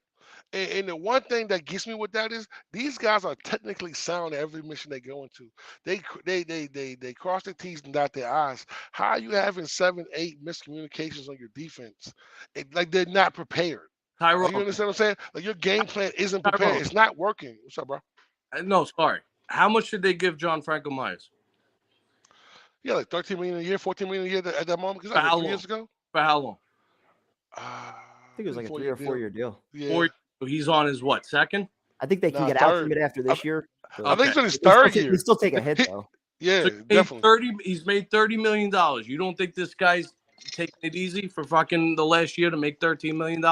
He hasn't played hard at all. He had that one good season, got the contract, and we haven't seen shit. No, he had like 1, 2 good games, got the money, and didn't do that shit else a year. But that's the Jets. They see a flicker of hope. They give this guy. They draft a 400-pound man who can't stop eating, and this is the guy. I swear, this is the guy. Dwayne Brown signed the contract and got hurt. This is the guy. We got the guy. And then all of a sudden, same thing with John Franco Myers. Oh, my God. Did you see that game last week? John Franco Myers. He's unbelievable. Lamarcus Joyner. Look at Whitehead. Whitehead can't tackle. He looks like Kyle Wilson out there. This is embarrassing. Did we get a Kyle Wilson name drop? It's like Calvin Pryor. How can you not? Shit. How can you not? It's the same narrative every year. And it's every year. And it's like, you know what it is? It's the same thing that Carton said on the radio. It's the same thing. As long as that team gets 7 points up front, the game's over. Look at our offensive line. Our offensive line is as secure as this goddamn border. And it's horrible. It's horrible. That line should be able to put in me and you as quarterback. That's it. But these guys don't want to play. The locker room is lost. And you know what? Instead of putting all these people through 14 games of shit, cut your ties, replace everybody, because you're putting Zach Wilson into a fucking nightmare. This is the same thing. They're going to ruin this with Zach Wilson. We're going to be drafting a quarterback in 2 years. And watch, God forbid if Trubisky sucks, Kenny Pickett will come in and look like he'll look like Tom Brady. Forget it. You watch. I'll bet you $1,000. I'll bet you $1,000 that this fucking Steeler team lights these Jets up. And the whole narrative this whole week, Zach's coming back. The Steelers are 1-3. They're not that good. They're not that good. Watch. You watch. $1,000 I'll put that this team fucking kicks our dick in. I guarantee. I'm even more fucking depressed now. Team sucks. Joe, great man. Good talking to you as always. Always, baby. Love you. Do you, baby? Love you, man. Later. Be good, man. What the fucking happened, yo? Listen, that was depressing. Listen, man. Let's stop. The chat is just so morbid right now, too. Oh my God! Listen, this is like if you guys have had enough negativity for the night, I don't blame you. This is a tough one. This is hard for me. Listen, we're taking down LaFleur now too. Like I get the aggravation with solid, but I feel like LaFleur's done. Listen, I just want to see better. Listen, I just want to see better football. I don't care about wins and losses. All right, we need some comedy. So there's only one direction we can go to. Sorry, I was just laughing at the insanity that was going on. What are you wearing? What are you doing? Right now I got the Yankees Blue Jays on, looking to see if Judge hits 61. All right, we're not talking Yankees. Room? Okay. There's like an echo. Don't worry. There's a ridiculous echo. Listen, Vinny, we can always talk Yankees on here, man. It's okay. All right, just got that out. So, like I said, honestly, that was frustrating. To be honest, the most frustrating part for my day should have not been watching that game.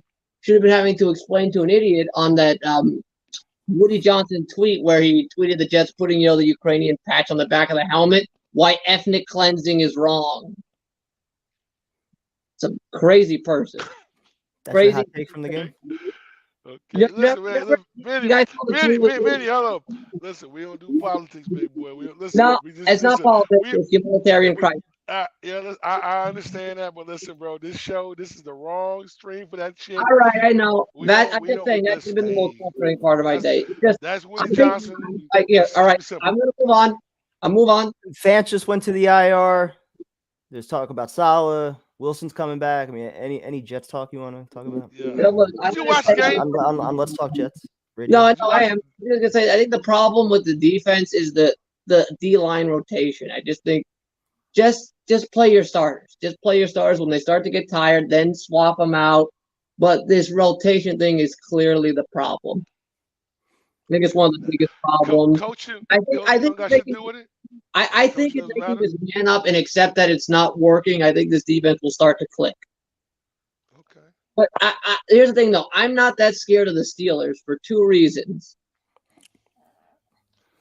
Number one, the Steelers are notorious for playing down to competition. They always overlook. This is a problem that dates back to their glory. I know this dates back to their days in the 90s where they would just over the team that they always overlook. Yep, Chrissy, I love you. Yeah, absolutely. I'm not kidding. Here's another fact. Here's another fact for you. The Steelers have never won a football game when TJ Watt is out on injury. Can I tell you something, big dog? Have they ever played the Jets and Coach Salah with TJ Watt listen, out? Man. What does that have to do with next Sunday? They got a coach who's been there 15 years who never had a and he always they just had a big loss on Thursday night. They had 10 days to prepare for a team. And the offensive line was struggling. Don't know the quarterback is playing. Football, they always overlook competition. They have no pass rush without TJ Watt. TJ Watt is their pass rush. Okay. But they had 3 sacks last game, though. But okay, I got you. You're right. TJ Watt is 90% of their pass rush. Let's be real. They also have a coach who knows how to coach defense too.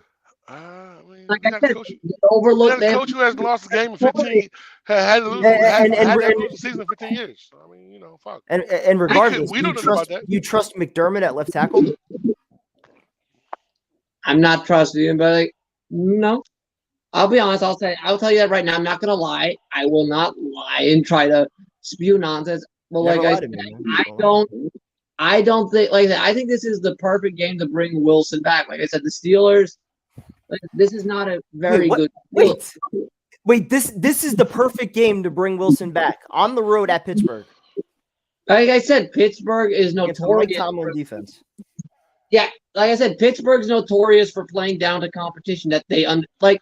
Do you really think they're going to care about the Jets? Come on. We're the fucking Jets. They're like, oh, it's just the fucking Jets. We're the fuck. All right, remember the 2006 America's Game Colts documentary where Peyton like described the circle teams?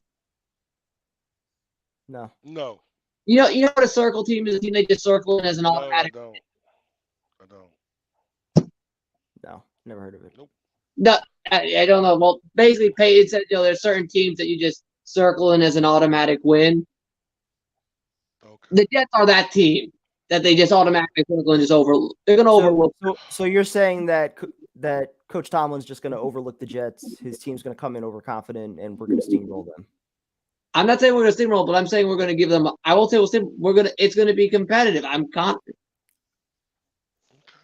And look, all right. If you want me to do something, great call, man. Great call, bro. No, Good night, bro. Great call. How about I shotgun a beer?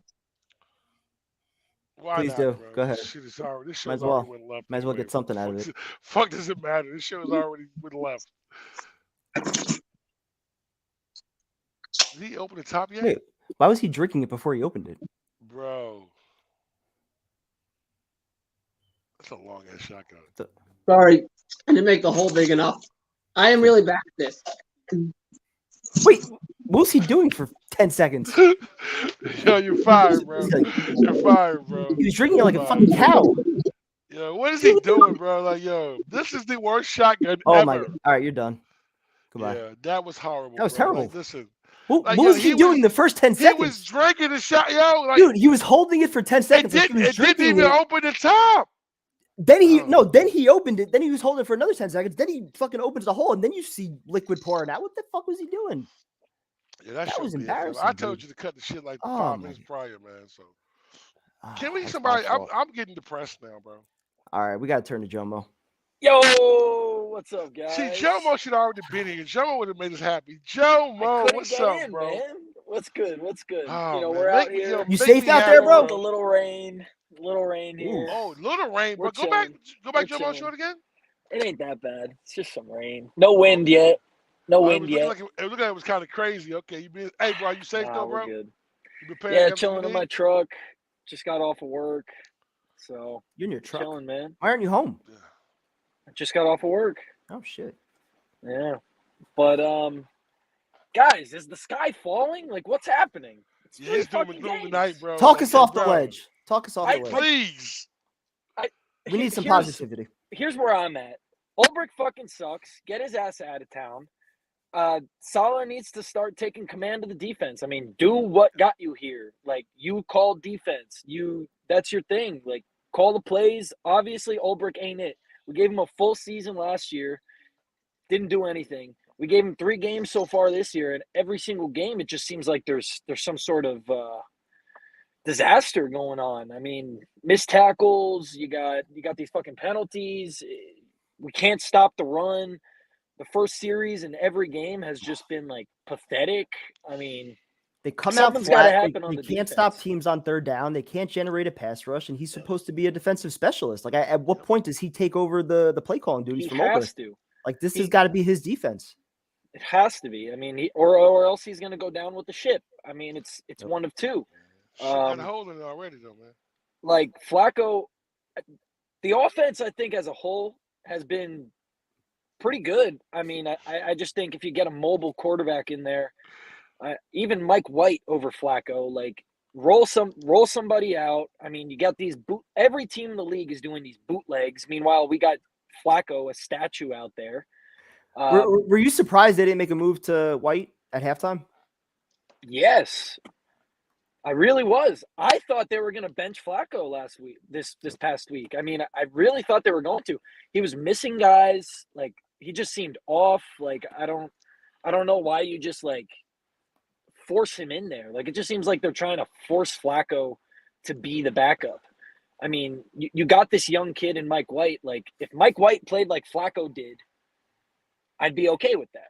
But a 37-year-old veteran, I expect a little bit more. Like, put the kid in. But I don't know, man. Ulbricht's got to go. Fucking, our defensive line sucks. Like, it's like they win, they get free off their block, and then nobody could even sniff the quarterback's ass. Like, I don't understand what's going on. Like, they get nowhere near him. They couldn't contain him when they did. They can't contain any. Brissett, they couldn't contain. Burrow, they couldn't contain. I mean, like, you don't think it's the Mitch problem, Trubisky's Joe? going to look like Josh Allen. Yo, listen, you don't think it's a problem that they haven't realized they're not getting there before? Any kind of pass rush, any kind of throwing the quarterback off, any trying to mess up their rhythm and timing. That's the issue. And yo, listen, I'm gonna be honest with you, man. I'm so we can't sick blitz of though because Quinn Williams doesn't want that. Yo, I'm so sick of this team, bro. Yo, listen, like, you're not getting there with 4. Like, the one thing we don't have, like Darren said it best, bro. We have no identity. Our defense can't hold it down. Our offense doesn't play good. Our special team is sometime. Oh, this is just bad football. And I'm sick of it, bro. It's every fucking season. Same headache, same problem, same whack-ass coach and team, bro. Damn, the defense is really an issue. But, I mean, like, honestly, if there is a bright spot on this team, it's the offense. I don't know why we keep getting away from the run. I feel like we get some nice runs in there, and then it just seems like LaFleur completely abandons it. I mean, like, I'm watching the third quarter, I'm screaming at the TV, begging to run the fucking ball. Yep. It's the third quarter, and we're first, second, third down passing. Like, what is going on? He tries to justify it because they're playing from behind, but you still can't throw the ball 150 plus times in 3 games. It's 3 games. With an offensive line that can't pass protect and a quarterback that can't move. It's a recipe for disaster. It doesn't make any sense, dude. But if you guys have noticed, when we run the football, we actually are getting yards. So I don't care about. Listen, you don't change. Listen, you don't change to a team, adapt to a team because we're like they're throwing the ball, we're losing. Run the football, take some time, compose. You know what I'm saying? You know, I mean, get the defense to break off the field. Like 3 and outs. You know, listen. Every time we try to run the football, we actually run the ball and get chunk yards. Makes no sense, man. It's horrible. It makes no sense. Seeing Flacco throw the ball 52 times to only running the ball 20 times, I mean, that's unacceptable. And it's every week Flacco has had over 50 pass attempts. Like, what is – it just makes no sense to me. And here's something, and I want to let you guys go after this. This fucking rain's starting to pick up, and I want to get home. But this fucking – we've seen Flacco throw the ball 50 times 3 weeks in a row. Yep. I will bet my fucking mortgage that Zach Wilson does not throw the ball more than 30 times. Yep. I bet. Like, guarantee, dude. He's going to have one of those lines like 11 for 16. Yep. Brees, absolutely. Paul and Carter are each going to get like 25 carries apiece. Yep. Absolutely. Yep. And Mitch Trubisky's going to run all over the field. We're not going to be able to contain him. Not going to be able to sniff his ass. 300 justify yards. it saying we wanted to ease Wilson back. The offensive line's banged up. We felt like we needed to establish the run finally. But it's okay to throw. It's okay to Flacco to throw the ball 50 times, though, right? It's terrible. Now here's the actual last thing. The Lions, and I've been using this comparison all week so far. They've been competitive in every single game. They're scoring points. Sure, they're allowing points to be scored, but they're in the game. They got. Uh-oh. You lost me? Am I here? You're back. The Lions got 1-score games, guys, and that's all we want to see. I don't care if we fucking lose. I don't care what the end result is. I want to see a competitive Lions, fucking Bears, game. Jags. All That's these it. teams are competing. They turn it around quick. But fourth quarter, thank you guys. Dude, get home safe, man. Hey, yo, get home safe. Yo, get home safe, man. Be careful of the storm, bro. Yo, and stay up, bro. Love you guys. You guys are the best. I love you, bro. Take care. You already know what it is, man. All right, love you, bro. All right. So a little bit of sanity there, right? Yeah, man, Jomo always starts us off with the positive, man. All right, we got Blade coming up. I guess I thought I knew who was next. The voice of reason. So Voice of Reason's not in the chat right now. I don't know where after that. He's What's up, coming Blake? on. How's it going, boys? How you What's doing, up, man? big dog? How you doing, Good. man? Blake's I been a got voice of reason in the past. in the past. I'll try to be, but we just need to relax, guys. I'm just kidding. I was fucking. It's only 3 games. We've been unlucky. We've been unlucky. I don't think it's time. Like Joe Cat, like he's ready to sell the farm. I think we got to give him some games with Wilson to see what they can do. That's fair. I think the Baltimore game we would have been more in it with Wilson if he would have had a full preseason. Because I think the Baltimore game was our offense's fault, keeping the defense on the field all the time. You know what I mean? So what I was gonna say is, like, everyone's calling for Albrecht. If I was Albrecht, I'd be pissed. I'd be like, I'd look at Saul and be like, "What the fuck, dude? I'm running your system." You know what I mean? It's not like I want to know. I think it's more of a 50-50 versus 100% Albrecht. I'm not sure. What do you guys think of that? So you think it's more just Ulbricht's calling what Salah wants, and it's just the vanilla defense? I don't think. Is this the exact system Albrecht was running in Atlanta? Like, is this like his system too? You know, that's beyond my realm of film. Yeah. I'm gonna say this right here though, and I was saying this earlier. There's no way that Sal's not in those meetings. There's no way Sal's not put his input in his game plans. Right. So everyone's wants to bring Albrecht, but listen, he's doing that. So how many other head coaches in the league have? How many head coaches in the league, whether they're offensive or defensive, where they specialize in one side of the ball, they don't call plays on that side of the ball? No, they don't call plays, but they run their system though. Yeah, like Shanahan, they run his offense, and whoever his coordinator is, all he does is teach him his system, and he runs it, right? So like, look at ours. Like LaFleur, he runs his own shit. I'm sure Saleh has some say, but it's kind of like what he believes. But Bulbrick, it's like, hey, Saleh ran this to San Fran. This is what I believe in. This is what you're going to be running. Blake, listen. Let me say this, big dog. Listen. Why does Saleh wear that headset for? What's that headset for? Because he hears every fucking call. Right. So he's on the field, so he's watching the plays, so he knows the call that's going in. Right. It's not like he's not hearing this. So he knows the call. So if you're a defensive coordinator and you're a defensive mind coach and you see something and he called the wrong play, check that, check down, let's go with something else. That's not control. So exactly. Let me I guess I'll rephrase my question. How much of this is on Albrecht's play calling versus Saleh's system? 50-50. You know what I mean? Me personally, I put more blame on Saleh because you're the head coach. Everything falls on you. You're the CEO. You're supposed to be the leader, and you're supposed to be the defensive specialist. So Albrecht to me is just more the puppet. Like this is Saleh's defense. Like you have the final say with everything. So if there's a problem with your defense, like Tyrone, you were saying before, like step up, make a call, change something.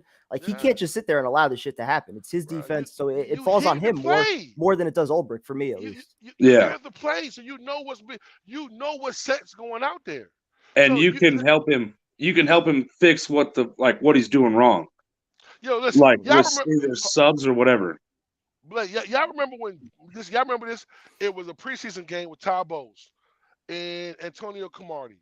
He said, he was on the sideline. He said, Cromartie, it's going to be an out and up. They ran that exact fucking play. I was like, how did he know that? He's a defensive mind coach. He's always aware of what's going on. So if Saleh's this great defensive mind coach, if you're seeing what they're doing out there, and you're seeing the set, and you heard the play, and you know it's not going to work, why are you going to keep allowing that? Right. So everyone wants to bring Auburn. Listen, it's Saleh as well. He's in those meetings. He has to be. Yeah. You're a defensive mind coach, and I'm not going to I'm not going to be a part of the game plan. It doesn't make sense. Yeah, and it's just as equal on the offensive, keeping them out there too. I think. You know what I mean? Like if we keep going 3 and out, like that defense is gonna get tired and it's gonna give up big plays. Everyone complain about everyone. Listen, Why Buffalo lost? Buffalo lost because they played in Miami. That game Yeah, played in Buffalo. Buffalo would have won that game. It's 105 out there, and the Freedom guys were tired. And they've exhausted. been going hard. Exactly. So we're having a team, right? We're watching this every week. So listen, we'll watch 3 good quarters or 4 good quarters. The defense gets tired because the offense is not producing. So then the offense has, and listen, they didn't have a good game against Cleveland. They had 2 They got good ass lucky. minutes. 2 minutes. Yeah, 2 good ass minutes. And other than that, would have been a loss. Would have been 0-3. So everyone's talking about Pittsburgh. Listen, you're going to go to Pittsburgh with Mike Tomlin coach team, a guy who has been there for 15 years and never had a losing season, and they're going to lay down for the Jets? Are you fucking retarded? It's not happening. We have to play better. Ain't nobody going to give. Listen, we have a talented team, and we understand that. But they have to coach better. I understand Salah is learning on the job. I can understand that. We all have done that. What I'm saying to you is that So are plenty of other coaches, and their teams are competing. Prime time. What I'm saying, all we wanted from day one is to see improvement. Correct? Yeah. We're not saying improvement. Correct? So we got the right to be pissed off. right. Well, I'm not freaking out like or anything until I get 6 games of Zach, and let's see, No, that's perfectly fair, and that's the one thing that can pretty much save Salah and this entire regime right now. If Zach comes out, That's a becomes shame. a franchise quarterback, that completely changes the outlook of everything right now. Yeah. And that's a shame on Zach. Yes, exactly. It's unfortunate because that's the exact opposite of what they said in the phone call, that he wasn't going to have to be the savior. They were going to uplift him, make everything easy around him, and now they're doing the opposite. They're putting him back in behind an offensive line with 2 tackles that are banged up. What if Zach struggles? Then what though? You know what I'm saying? We're gonna hit I'm asking you guys seriously. What if Zach struggles? This is his chance to prove he's the dude. This is his chance. Listen, look what Justin Fields doing, and he's winning. Listen, I can't say that. You can't listen. You can't listen. You can't say Zach if he has to prove something. Listen, that is the wrong mentality. This kid's a gunslinger, bro. This is where he makes his mistakes at, coming out here trying to prove shit. No, all I want to see is improvement. Listen, the first 3 weeks what if he does though? Bad. Go ahead. Oh, of course. The first few weeks, dude. I mean, he's just getting back into a rhythm. Yeah, exactly. 3 weeks into the season. But you guys are saying that judge him off the first few weeks, but y'all were just saying that he has come out and proved something. If he comes up there with I'm saying for the whole season. The whole season. Absolutely. If he can get us to 70 wins. Oh yeah, okay. I get what you're saying. Yeah, not like anybody's expecting him to go out in Pittsburgh and light him up for 30 points. I mean, that would be crazy. I'd love to see it, but no. So with that being said, we're talking with the Zach. Would you kick Vera Tucker out to left and then bring her big in? No. I know this. I know that messes up Vera Tucker's development, but what's more important, Vera Tucker's or Zach's? Or protecting Zach? I think he'll struggle because he hasn't had a chance to get comfortable in that position. I'm not messing with AVT. Him or to me, that could create more problems. You already moved him once. You know what I'm saying? And listen, I'm gonna be honest with you. Our strongest every week. I hate the idea of that. Yeah, our strongest level right now is the right side with ATV and Mitchell and running in between that and McGovern. So I would kind of keep that or running the ball up the gut. That's where they can get success at as well. And that's why I don't understand why they don't do that. Listen, man, you make the game so much easier. Like you want to switch things up. Stop running the ball on first down. They know what you're doing. Right. Like, I mean, that's what I'm saying, man. So it's competent coaching. That's what's competent football. That's all. Well, it's an open up our offense too with rolling Zach out. He's not a statue back there. Yeah, absolutely. So, roll him out. Get different. Get him away from McDermott. Yeah. So. You would have to roll. Blade. Yeah. Good talking with you. It was good catching up, man. Have a good one, bro. Thanks for letting me on. Have a good week, dude. Bye. Be good. All right, just a few more calls. We got Jets Unleashed coming up next. Hey guys, how you guys night doing? Pretty good, man. How are you? Doing good. And the Jets, man. Every week they just show us the rhythm, and it just sucks for us, man. I thought that with all these opportunities, all these teams we had against, they were looking good. Look at the Seahawks; they're not looking good. Look at the Broncos; they're not looking too good. But yet we can't be confident enough to get out of our way to even have a chance at those games because we keep shooting ourselves in the foot.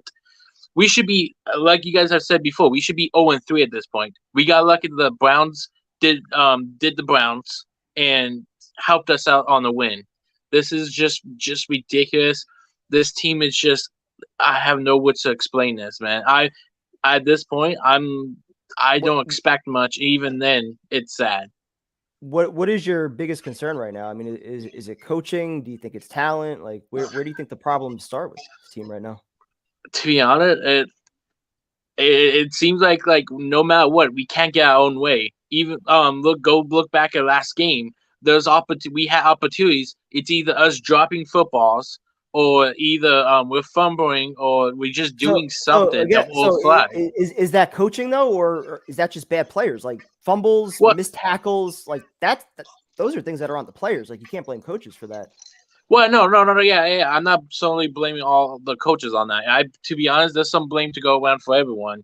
Again, the Bryce Hall catch, he should have catch that, but Flacco should have thrown a bad ball. Those two players, that's on the players. But there's just stuff out there like the coaching, like it just doesn't. Our coaching just doesn't look like they're doing anything. Oh, they know what they're doing out there.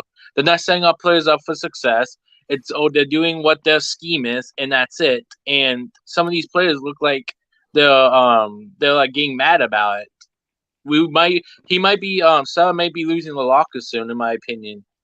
And that's a major problem when you have Quinnen Williams yelling at coaches. You got DJ Reed speaking out, about all the miscommunications. Need to have a meeting. Like it's too early in the season to be having these kind of problems. You just had a 5-week training camp to figure out all this shit, and 3 weeks into the year, it's a problem already. That's the whole problem. Like, do you have any concern with the offensive line at all?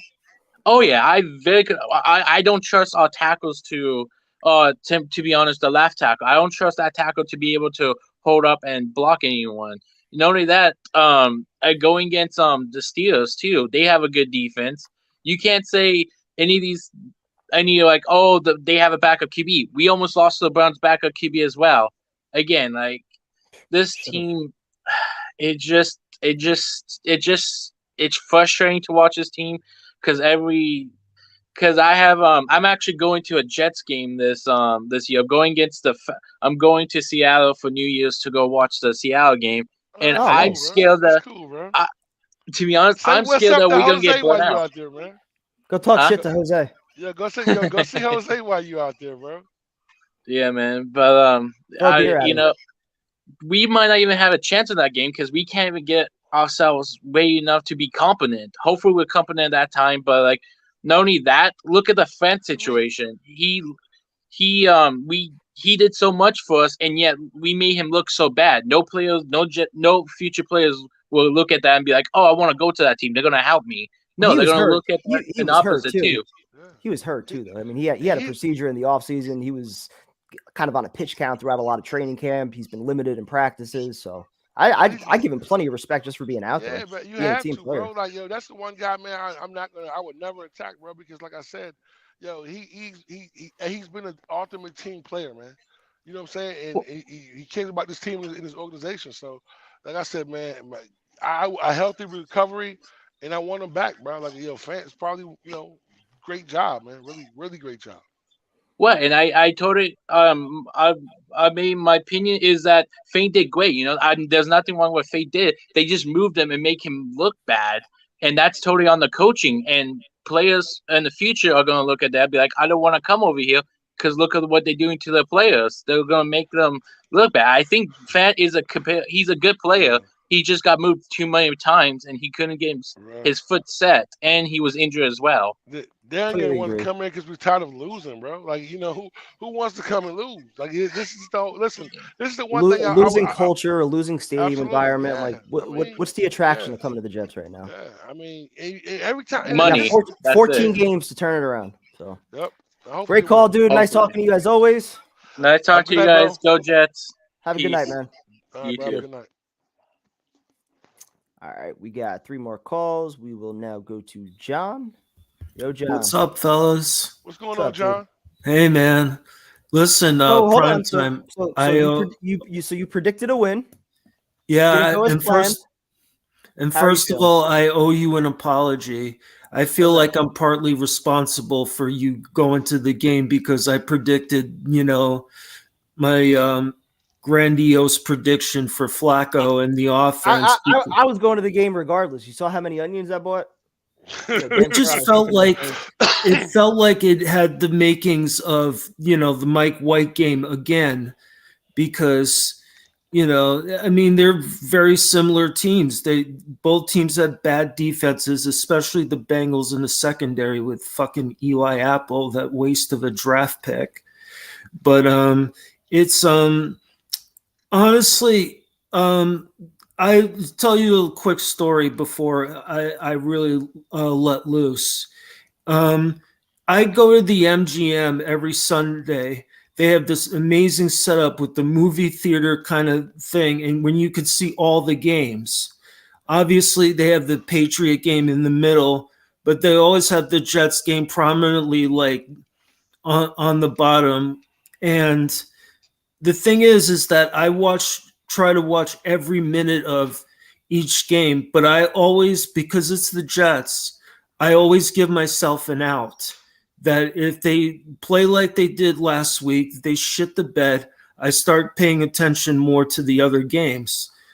And I didn't leave, during the Cleveland game. I stuck around and watched everything, and I mean, the thing is that this is really important that I need to say this since you mentioned the Giants game. Did you guys watch it? Yes, I did. Yeah, I did. The thing is, Brian Dable is everything that Robert Saleh isn't.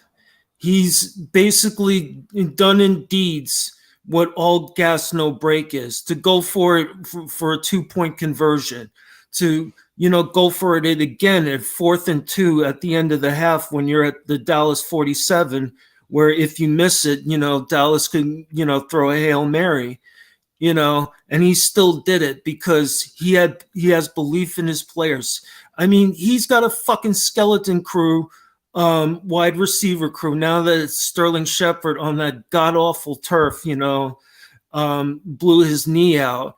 And, it's the thing is that do you hear Wink Martindale making excuses for not having his 2 best pass rushers for his first 2 games? Do you hear Dable make excuses for having basically a wide receiver skeleton crew? The Jets have a better fucking roster top to bottom, except for maybe Barkley. And that's where Saleh doesn't get a pass. There's rookies that are playing well and veterans that are making rookie mistakes.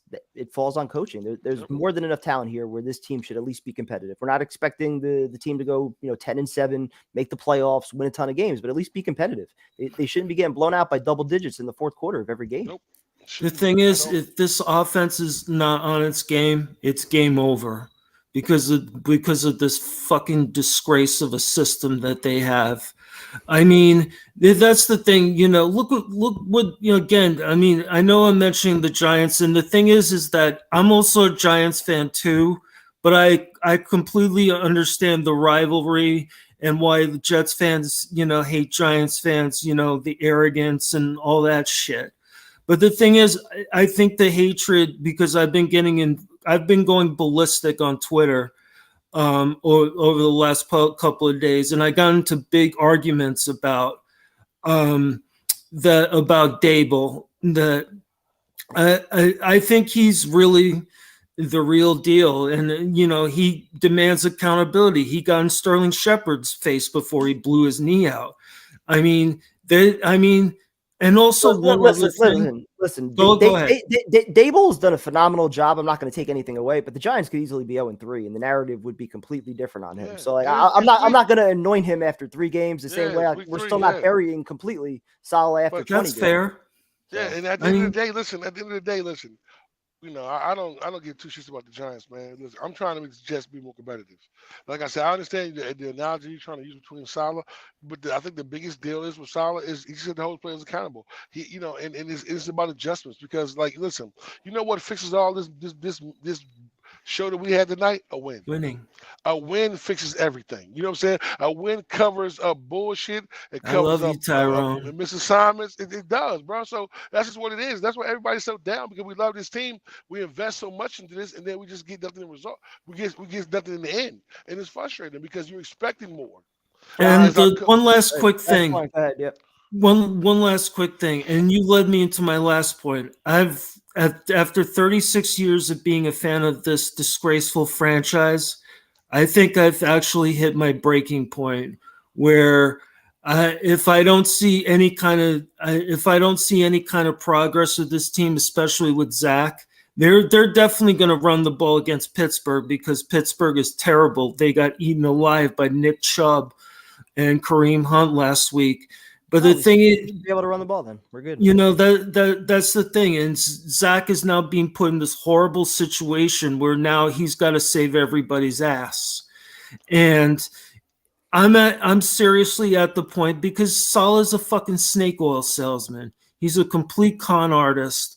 You know, once I saw the receipts presser, that told me everything. That was Adam Gase, you know, at the very end. I mean, why'd you pick him to win this week? Bad for you guys. Then why'd you pick him to win this week?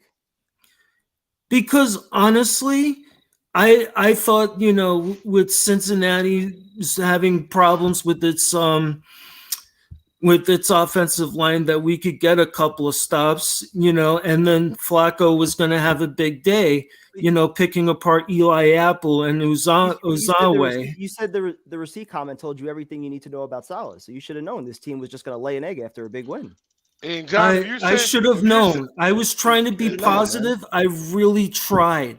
But in the back of my mind, if you're saying that you don't see results by the end of the year, you're going to not be a Jet fan, you might as well go ahead and say goodbye now, bro, because it's going to be a long motherfucking season, bro. But thanks for calling, look, bro. I still love you guys. You guys are the reason why I became more of a Jet fan than a Giants fan. I really mean that. And it's because of the fans. Yes, I am. Because I understand the rivalry. And I don't get mad at all when Jets fans hate, you know, the Giants. I really don't. You do you. You know, I don't tell anybody how to be a fan, you know, unless it's an extreme case like, you know, Jay Klein or something. But, you know, I love you guys, but all love, dude. You know, all love. I love you guys. You guys are the best. All right, bro. Have a good night, man. Appreciate it. Tyson would have clicked that button as soon as Tyson would have. Yo, nice. when he said, when he said Giant fan fucking 5 minutes ago, Tyson would have hung up. I respect John though. He does some good work. Yeah, so. he does good content, bro. We got 2 calls left. We'll go to Sean. Hopefully he watched the game this week. Speaking of Tyson clicking the button, I did watch the full game. So there we go. Did you watch the full game? I watched the entire. So what That's happened? One thing last you can't week? do. It's one thing you can't do. I watched. Yeah, I totally get it, and he was totally right to click that button. I totally don't blame him at all. You definitely get that one. But yeah. So last week was the first week I had Red Zone, and so I was like, oh, I'll check it out. Most of the game, like I was flipping back and forth between, because like they showed the Jets game on local TV, so I was flipping back and forth. So I did watch most of the Ravens game, but yeah, I didn't watch the whole thing. He was totally right to kick me off. But I did watch the full thing, and I realized that I could just like, so I have 2 monitors. I had the stream open with Tyson. I had the Bengals game on, and then I had Red Zone. So I was watching the Jets game the entire way through with Tyson's hilarious commentary. But I do like, I don't know if you guys and also feel free to like shit on my team if you want, because yeah, it's not been great so far. I was talking a lot of shit that first day. Jet fans aren't in position to talk shit at anyone else. So. But I don't know if you guys addressed this. Yeah, go ahead. I don't know why Quinn Williams is only playing 63% of the snaps in the middle, where some of the best defensive tackles in the league, you know, or even just starting caliber defensive tackles, they're playing at least 80-85% of the snaps. And I think that's another reason Quinnen got mad. You can't put him in like 6 out of 10 snaps and expect him to do anything significant. Like their rotation, I think, can suck the momentum out of their defensive players. And the one thing that the defense of any team rides on is momentum. How are you going to only play your 3rd round pick from 2019 pretty much 6 out of every 10 snaps? Like that, I don't understand, because the talent, that's the rotation, and they stick to it. that's the way Salah is. He believes in keeping his guys fresh for 60 minutes, and somehow we're still getting run all over in the fourth quarter. Yeah, but I genuinely think that that's playing scared. I don't know if it's a Salah thing. I don't know if it's an Ulbrich. It's probably a Salah thing. But no, I have never seen a defensive tackle be played that few times in a game, especially a guy who's as good as Quinnen. I think the Quincy Williams injury is really unfortunate because I genuinely do think that he's the third best player on that defense behind Sauce and DJ Reed. And the problem with also going on to offense, I really like the line. The problem is the same thing, rotation. Why are you switching guys from left to right so frequently? Like, they have a solid line. Max Mitchell is fantastic. Like, I was not expecting him to play as well as he did. ABT struggled a little bit. I think he allowed 4 pressures and 3. Yeah, he allowed a couple of pressures. 3 hits on the season though. He's been pretty good. The right side's been good. It's been the left side. It's been the biggest problem. Exactly. Tomlinson fan, even McDermott when he was in there, they were terrible. And take it from me, a Seahawks fan. You guys just signed Ogwehi, or however you pronounce his name. He's not great. We had him. He's a backup at best. But Fant was really good for us as well as for you guys. You guys know that. So that's also unfortunate. But I think there has to be some sort of stability. You have to be stationary on your positions. Now, speaking of stationary, you can't be stationary at quarterback. I don't know why they played Joe Flacco the entire freaking game. Because Joe Flacco, if there's one thing he struggles at, he can't hit that second level. If you're dumping the ball off to Breece Hall on screens freaking 15% of the time or something like that, that's when you know you have a problem. He has a noodle arm. The coach knows that. Why would you not play Mike White, who has a better arm? Sure, there is risk. And who's more mobile, too. And he's way more mobile. If you put Joe Flacco in a Bengals jersey in the Sunday game, hey, go for it. I don't care at this point. But if you put Joe Flacco in a Bengals jersey that game, he gets sacked 7 or 8 times, right? It's all about mobility. That's what the game's about. And how many sacks did Joe Burrow escape in the game? At least 4 or 5 that I can count. Could have at least had 4 or 5 more sacks on the guy. That's what mobility does. And I think that's what Geno's pretty good at. I don't have any complaints about Geno. He's playing way better than I expected. He hits that middle level pretty well.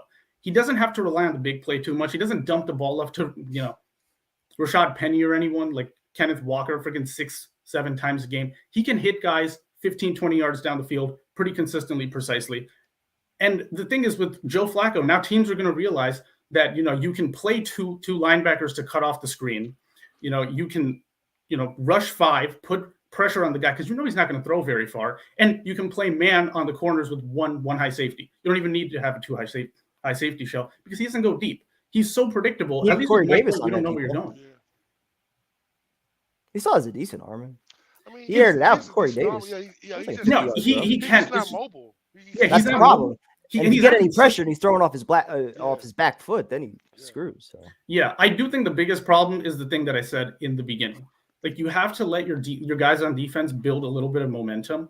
I think Quinnen was a little misplaced in the way he yelled at his coach, but I don't blame him because I totally understand if you're not playing as frequently as your as the people in your same position on other teams, and you're expected to get pressures on the opposing quarterback. That apparently wasn't the issue, though. Why he was pissed off?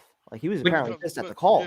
Yeah, they kept rushing 7, I think, whereas he wanted to go 4, and they didn't blitz that much. That's the thing, though. They called a blitz on that play, and the safety missed a tackle. And he's pissed at the coaching staff. I'm like, dude, get mad at Whitehead and Joyner missing the tackle. Yeah, and that's the thing. Whitehead and Joyner, that's the other thing. And I think Primetime, you did mention that linebacker was a pretty big need during the offseason, and it's rearing its ugly head now because you have Joyner giving up a perfect passer rating. You have Whitehead, who should have been a thumper. He's also giving up 150 plus as a passer rating. So you have to that's the biggest weakness there because they have good cornerbacks.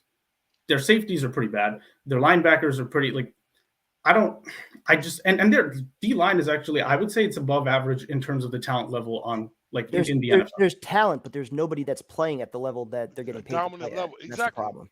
Carl Lawson's getting 15, 16 million. He's not dominating. Yeah. Exactly. Frank Lamar He's the same player that he was in Cincinnati, a guy that can get pressure, but he's not making an impact on the game.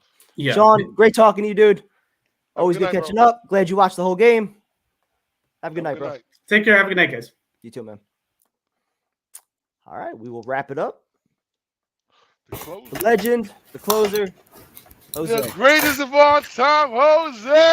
Miserable football fan. Thank you, Tyrone. Thank you, PT. What's up, guys? What's going on, Jose? Well, Tyrone, you saw my tweet on Sunday. I think you saw my tweet on Sunday.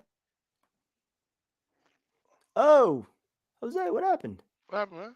I'm going to give him like 1 minute to get back. If you guys have any questions that you want us to answer real quick, fire away.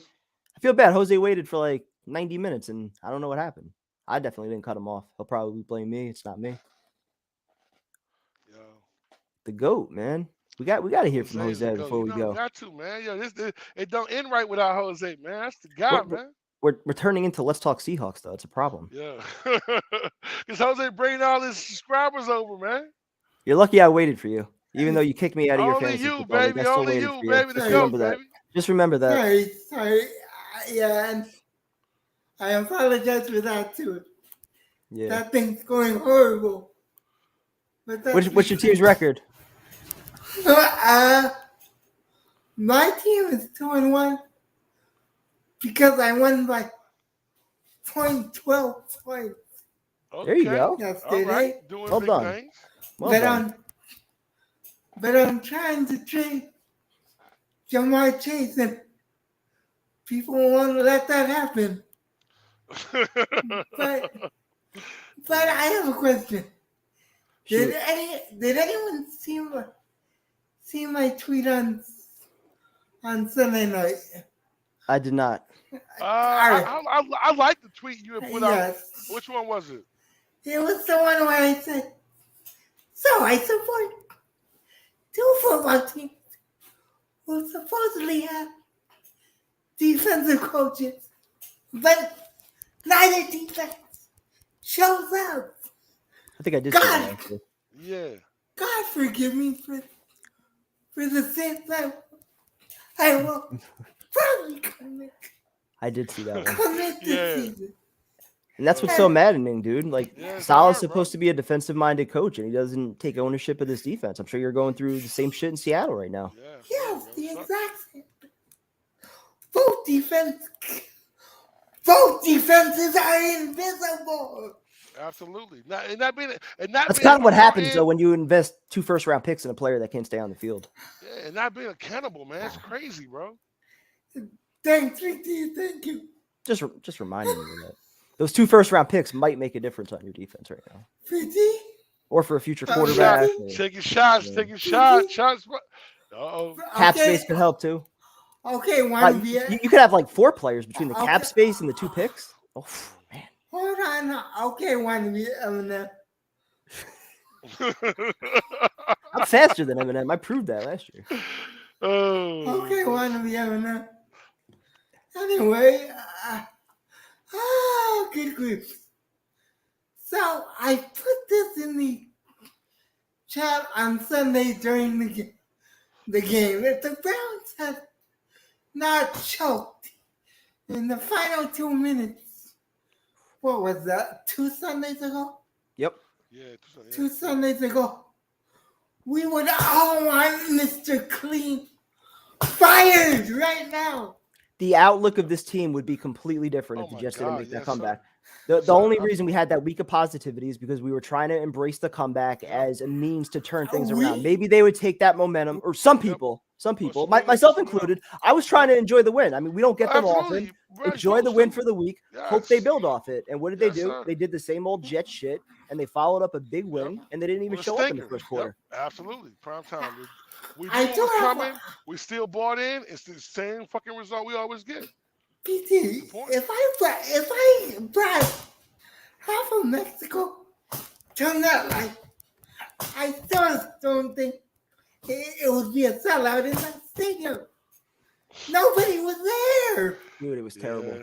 Yeah, I have video of kickoff. I have video like midway through the first quarter, just sections that were almost entirely empty. It's sad. I felt bad for Mangold at halftime. Like everybody's, going getting another beer, going to the bathroom. So like the crowd that was already half filled was even less, filled for Mangold's speech. It was just a joke. least we had tailgating though. So Lauren, yes, I will be there for Miami. I think Tyson's going to Miami also. The Bear game, I'll be there for that one as well. So I will make sure, got the grill ready, got the onions ready. Make sure you say hello to everyone. Will do, man. Will do. Any other hot takes before we let you go? Yes. What you got?